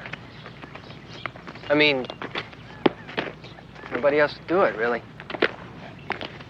Tommy, how did she feel about your mother? She loathed her. So much so I couldn't believe it. You know, one of the first things she told me after we got together again was What? she planned to kill her.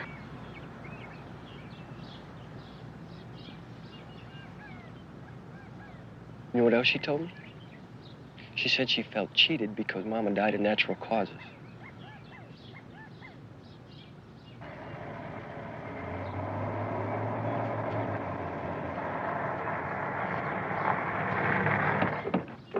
Where are they, Pete? Up there hiking on the trail. Let's go.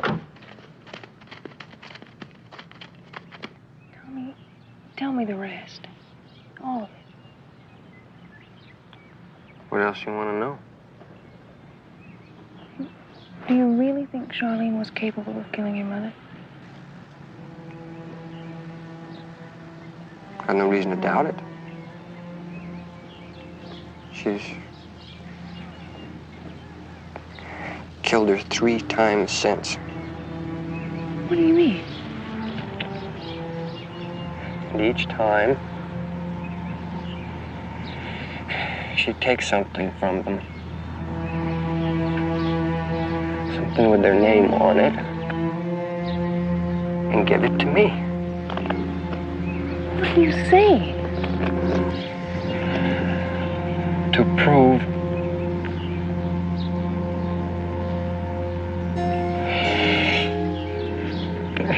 prove she was the killer.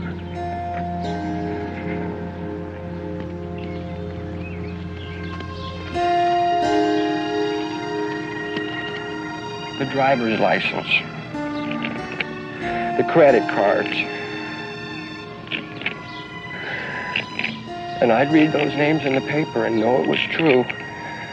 The strangling? Are you talking about those women who were strangled? How could you? Why didn't you go to the police? I couldn't. But why? Tell me, you've got to tell them. I can't. Oh, dear God, Emmy, help me. Of course I'll help you.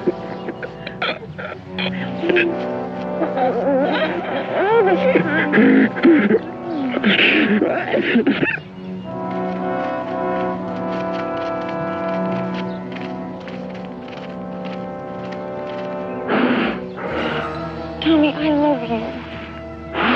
Everybody else in the world.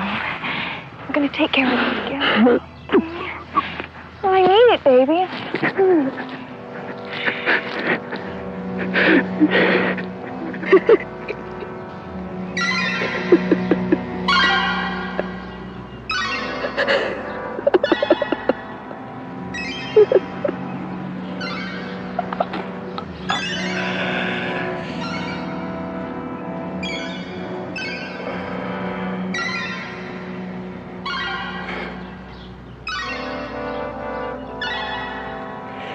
So you and Tommy are going to take care of things together, are you?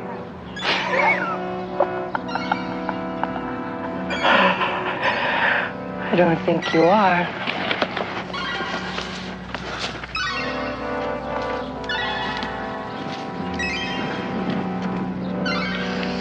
Do you know how long it's taken me to get rid of him? My sanctimonious brother? You're not real. My sweet, caring brother with all his loving advice? You can't be real. But he's gone for good. Just like you're going to be gone for good. Would you like to see how I kill those other women? No, please. I think you should know exactly how it was. Except with you, it's going to be very, very slow.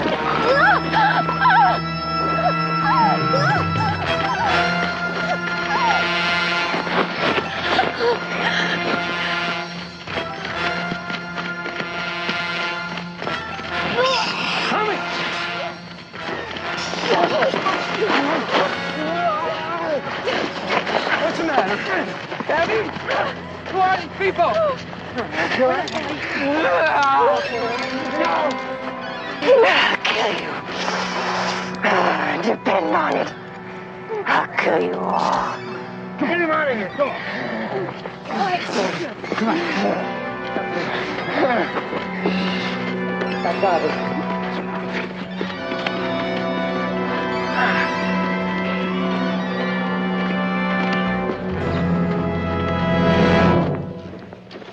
Hi, Mary.